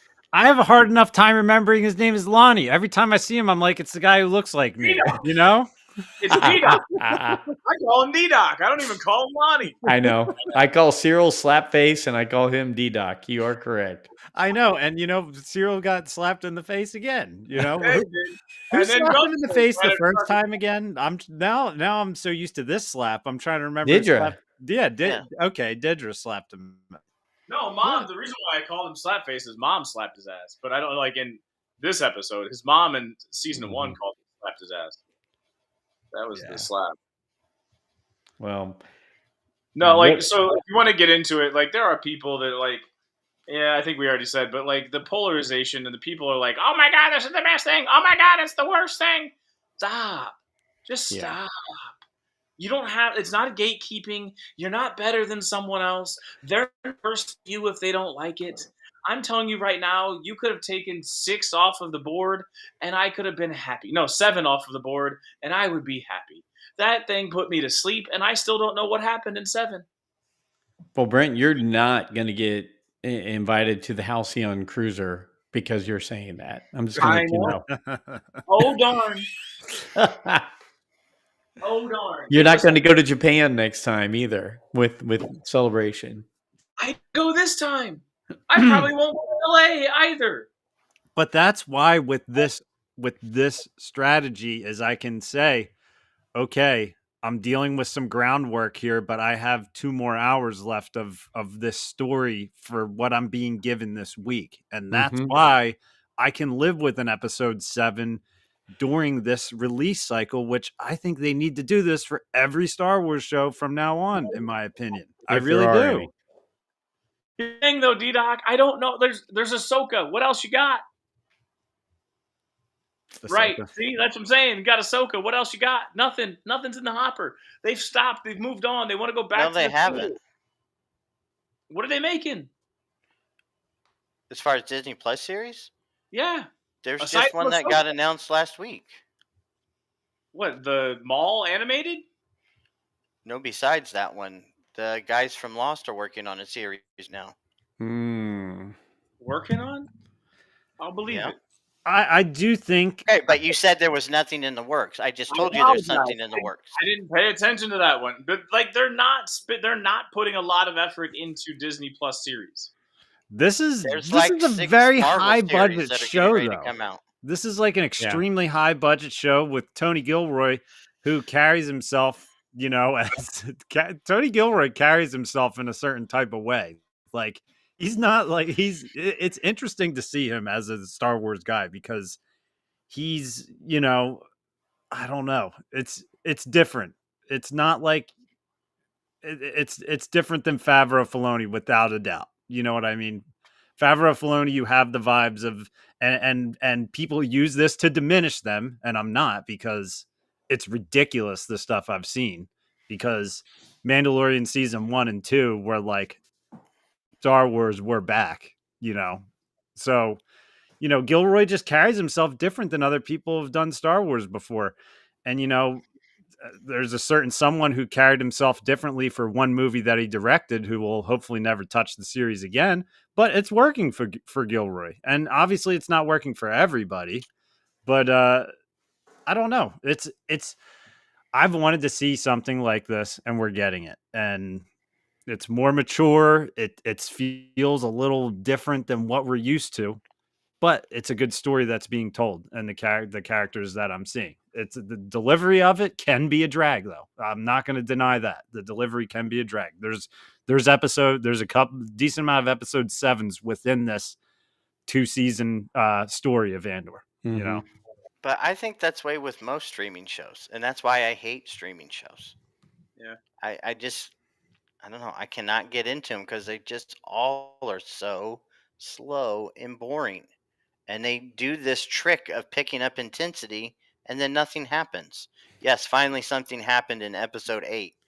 But if you stop and think about every streaming show you've ever watched, it somehow builds up this fake intensity and gets you all excited for the next episode. And then the next episode, it's just completely forgotten.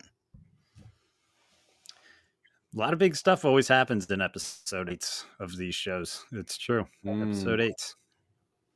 I'm gonna say this. Eights and nines. I'm the oldest guy in the group, and I've seen a lot of TV in my life. Before it was streaming, when it used to be once a week, you'd see it and hope you didn't miss it and catch repeats in the summer and all that. For all the times, and I'll even say this about something like SNL, but for drama series, comedy, sitcoms, something like SNL, we remember the good parts that we want to remember, but each of those shows had a ton of dog crap in it. And I'm a big Cheers fan, right? I love Cheers. But when I go back and watch it now, you know what I'm like? About every third show's good. SNL, if you've got a 90-minute show, 15, 20 minutes of it is really good. And the rest of it's just crap. But we remember the good. And so I think it's okay because we're now through 9 episodes of this. And, I'd say 3 or 4 of them have been really pretty good. And the others have just been okay. But I'm not going to turn it down. I'll take Star Wars any chance I get it. I want to see more story and more of it. But I think we should just focus on the good parts that we like, and the parts we don't, we just go, I'll wait for the next episode. Dr. Squatch, making my way through Seinfeld. Talk about nothing happening. So here's the thing: is like another person I just looked up, movie spam, who's one I've never seen before. Mhm. How old is our good friend Dedra, right? Like so. If you're gonna go and I don't like this is the thing is like just like we talk about just like what you talked about, Joe, that our brains are wired to remember certain things. Mhm. Sometimes our characters see things and remember things and hyperbolize and they don't say everything to be exact, right? She said she grew up when she was in an imperial kindergarten. She could have grew up in an imperial kindergarten next door. She could have grew up in a compound with an imperial kindergarten. She could be in her 20s. You don't know. Like we don't know, and I'm not too hung up on that. Like that's not something that is like I feel going to ruin the show. It is not some detail. I don't. Those details I can give a slight. I can give slight to. I don't. It doesn't affect my enjoyment because it's not just I'm using movie spam's quote, but I've heard it on social media and I hear it all the time. Is like people like they hang on every little detail because they want every little timeline to work. And I gave up a long time ago trying to figure out the timeline of Star Wars when Clone Wars doesn't know how to go in a straight timeline fashion. And my brain is not capable of keeping timelines straight.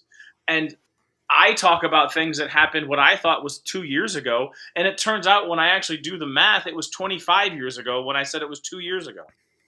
Right? My brain in my life is not accurate on timelines. So when I'm trying to make a point to somebody to tell them to shut the fuck up, I'm going to give a little bit of a hyperbole.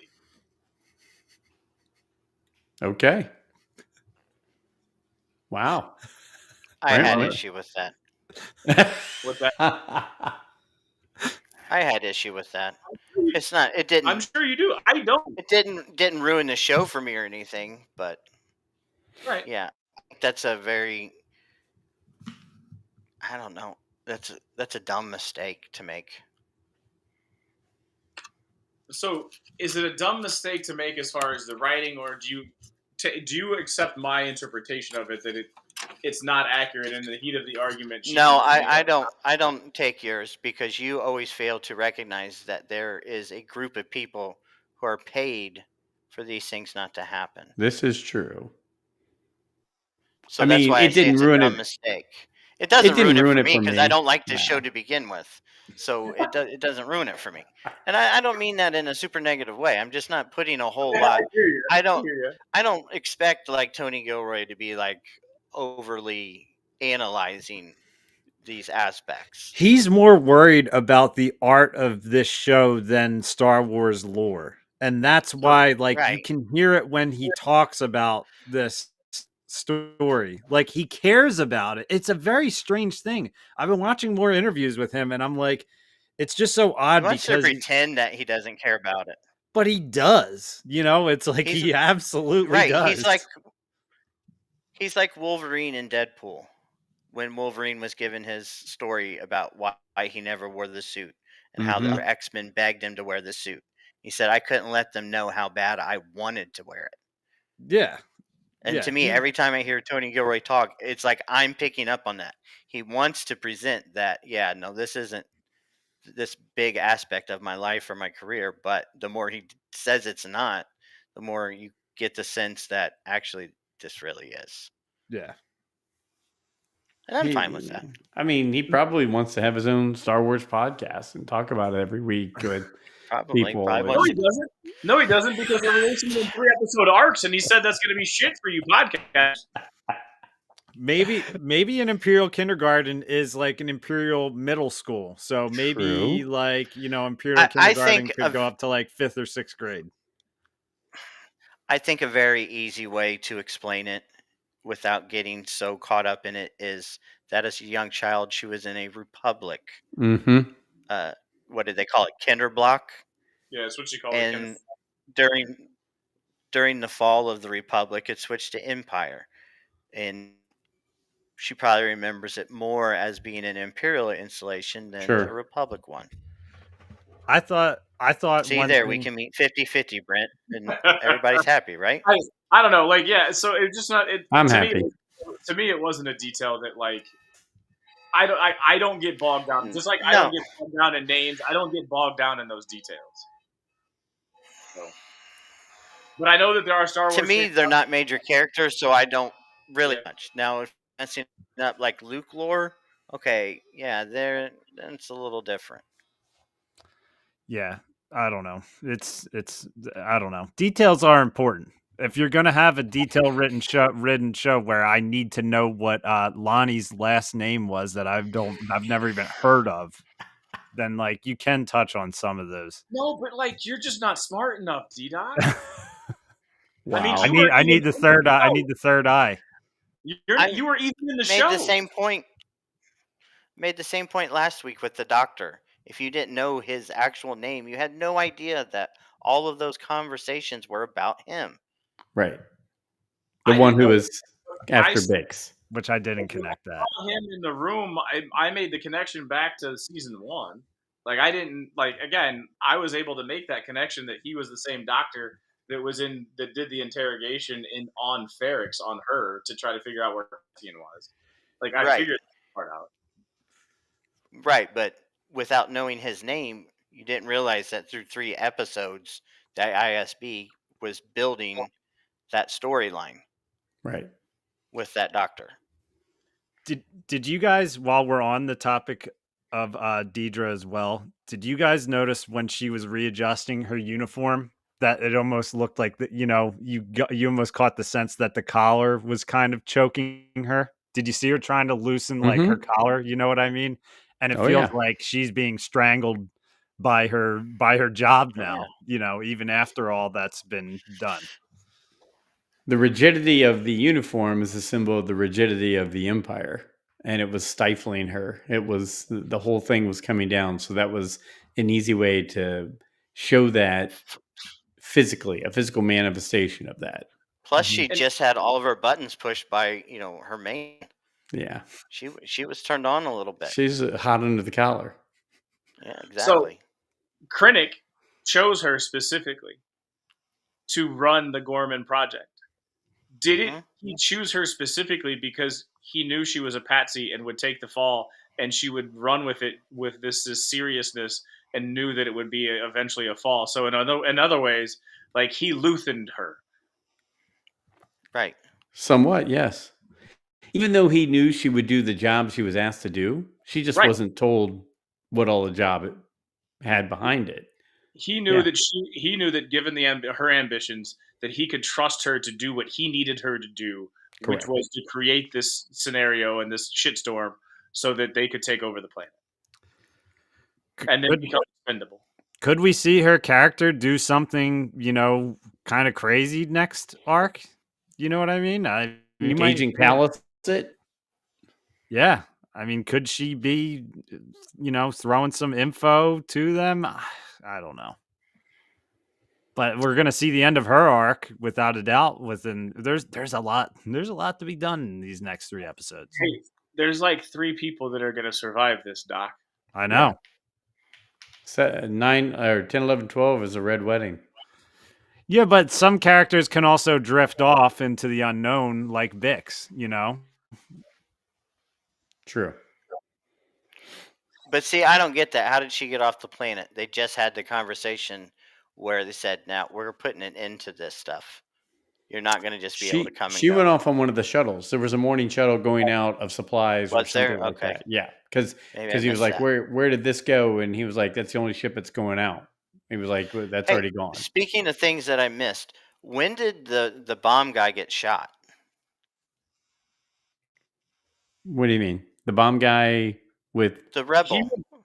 he wasn't he the one that went back for the blondie and the Holmes went down into the cellar when she was calling for help? Isn't that the same guy? yeah, he stayed Yeah, back. Wilman? yeah, but then he was at the safe house, Yeah, he stayed and still got injured after Cassian and then left. when they got back to Yavin, he was injured. I'm sure they had to do some kind of an escape. I'm sure the Empire put a shutdown on everything there after the massacre, but it was never I was just explained. wondering No, if we I never saw missed it. when he got injured. True. No, we never saw it. So, but he did probably as he was trying to get her out of there. Um, He's a pretty good farmer, by the way. He's spreading that seed around through this second wow, season. he was young. War will do that to you. Think about how many war babies and war moms there were back in World War One, World War Two. You're out True. there, you're facing your life and death situation every day. You gotta have a release. Yeah. We got. Sorry. We got a nice appearance from the U-wing too. Again, U-wing is back. Do you think it was interesting after that scene too, where it almost seems like you're like, does Cassian has a connection to the Force, and then he hops in the U-wing, and then he's flying like crazy, like close to trees and everything? You know what I mean? I'm like, oh, are they like implying this? Like, I kind of connected those two together, like with the healer and everything. Where like when he's in the U-wing and he's like, flying kind of like a maniac in it. He's lucky. He said that was his thing. He's lucky. And I will I didn't used to think this at all, but the more I've looked into things and paid attention to this stuff, somebody like a Han Solo, somebody like him, it, it's like today's, we have luck in our lives, right? And there's some people that are just luckier than others, but maybe that's their connectivity to something like the Force, is that they just seem to get out of things. They don't have any special powers. They don't, they can't move things with their mind, can't heal people, but luck's on their side at all times. They're And just skilled. They're good at yeah, what they do. yeah, There doesn't have to be some explanation. Han Solo is just literally one of the greatest pilots that has ever existed. Same with Poe Dameron. Does that mean Poe Dameron has a connection to the Force? I think that our constant searching for people who are connected, one, diminishes people who are Force sensitive, True. and then two, takes away from people that are just really good at what they do. True. Okay. I think it's okay to just be a really, really good pilot there you go. with an attitude. Or a really good person at painting Legion characters. Right. Not even that good. I think what you do is artwork, Brent. Yeah. I think you're great. Man, that is Ooh. beautiful. That's fantastic. So What is that there, Brent? Is that like a 3D print or what the hell? it's a 3D print. It was for terrain. It was gonna go to Joe, but I don't know, maybe terrain. That is clean. I've been That's a offering you clean money 3D for it the print. whole time. It's not as clean as you would think. There's some FDM googly jokes on the bottom of it that's not clean. But Brent, I'm throwing together this one that I bought. I mean, Dude, the Y-wing is such a beautiful It is. ship. All right, boys. We've been Yeah, going a well- long time. Let's close up shop. What do you got before we leave? Anybody? Anything? Well, I'll start my closeout here. For May the 4th, I watched Solo: The Star Wars Story for the first time in a very long time. It's probably one of my Star Wars movies that I don't know the best, and I really enjoyed rewatching that. I was like, for May the 4th, what do I do? What classic do I go back to? And I'm like, you know what? I'm throwing on Solo, and I was building that Lego Millennium Falcon while I was watching it, and Solo was a good movie. It kind of reminds me of some of the Disney Plus movies we have now, but it's a good movie and an interesting storyline, and I think everybody in the movie did a good job. I enjoyed Solo. It's fun. It's a fun Star Wars movie. Brent's showing off his Legion characters and his Taylor Swift, which are fantastically painted. Doc, I don't know if you saw the Swift. The Taylor Swift is excellent. I thought it was Sabrina Carpenter. The Yeah, first that's right. You time did I see saw it. Okay. Anyway, and Yeah. then I got this guy that I got to paint up too. I just got his saber painted in his cape. Balin Skull. Yep. There we go. Have you ever painted a Krennic, Brent? Yeah, he's in my car right now. We're going out later. He's in the car. He's waiting. Engine's running. Yeah, Krennic was one of the early ones because right around they had a Rogue One wave way back then. With Cassian, K2, Jin, Bless you. Death Troopers. All of those guys have been in for a while. I'm pissed because the new U-wing Lego and they put K2 in it, and he was probably one of my more valuable minifigures that I had because he came in a random Rogue One set. Like, it didn't even make sense, the set that he was in. I forget what it is off the top of my head, but he did not come with the U-wing, if I'm not mistaken. I think he came with Krennic's shuttle, which is one of my low-key favorite Legos I've ever built. There we go. Alfie, how about you? Didn't Close they up make, shop. real quick before I close up shop, Yeah. didn't they make D-Doc like a Lego K2SO? Like a full Maybe. build? No. Maybe like 5-6 inches tall. They did. They did. One 'Cause I of was the, thinking I have that one. they Could did. be wrong though. Like back when they were releasing those figures where they were kind of like about And they had the big hands. yay size. Yes, they did do Rogue ones, which like the Jyn Erso one is kind of funny because Yeah. like there's one site I follow where people are just posting when they find them in the wild because they're still out there from Rogue One. It's like Wow. it's a strange looking figure. But the K2 for that was excellent when they came out with that. I got Kylo Ren for that series. It was one that I just didn't totally get into, but yeah, just his minifigure alone was it was worth a pretty penny. It still is because the new one is different than the one that I have, but yeah. Got it. Lego minifigure game, baby. If I sold all my minifigures, boys, man, we'd have like a couple years subscription to StreamYard. Don't do it, D-Doc. I'm Enjoy not. them. Alfie, anything else? Uh, I think I've made it pretty clear how I feel about this show. Mm-hmm. But then again, you're dangling hopes of some Rogue One member berries here, so I'm kind of looking forward to the next 3. Next 3 will be fine. We'll have fun with Yeah. them. I just wish there would have been a little more formation of the rebellion in this. I get we're going to like the mature rebels route and just sticking with this one little group. I don't know. I just kind of wish there was more to it than just it being so small. But I get it. It's fine. I think it's a great show. It's just not for me, and that's fine. Okay.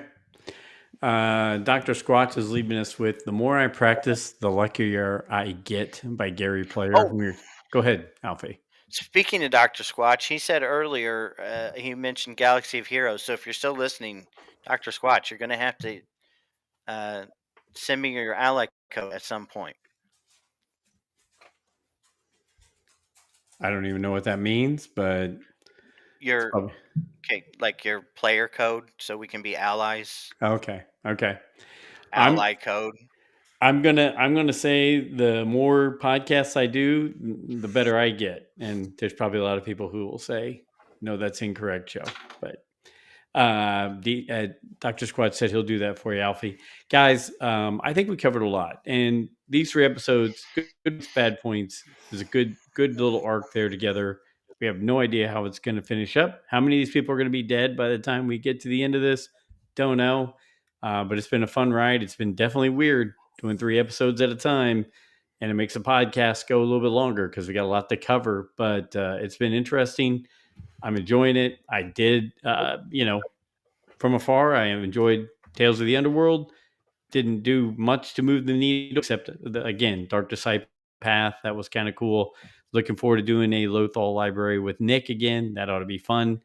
But that's all I've got. It's been a good time. We've got the closing of all this next week. Let's see how it goes. And I've had a great time. Thanks for always doing this, guys. For all of our friends out here, all the listeners, thank you for doing that. Everybody in the chat tonight, thank you for that.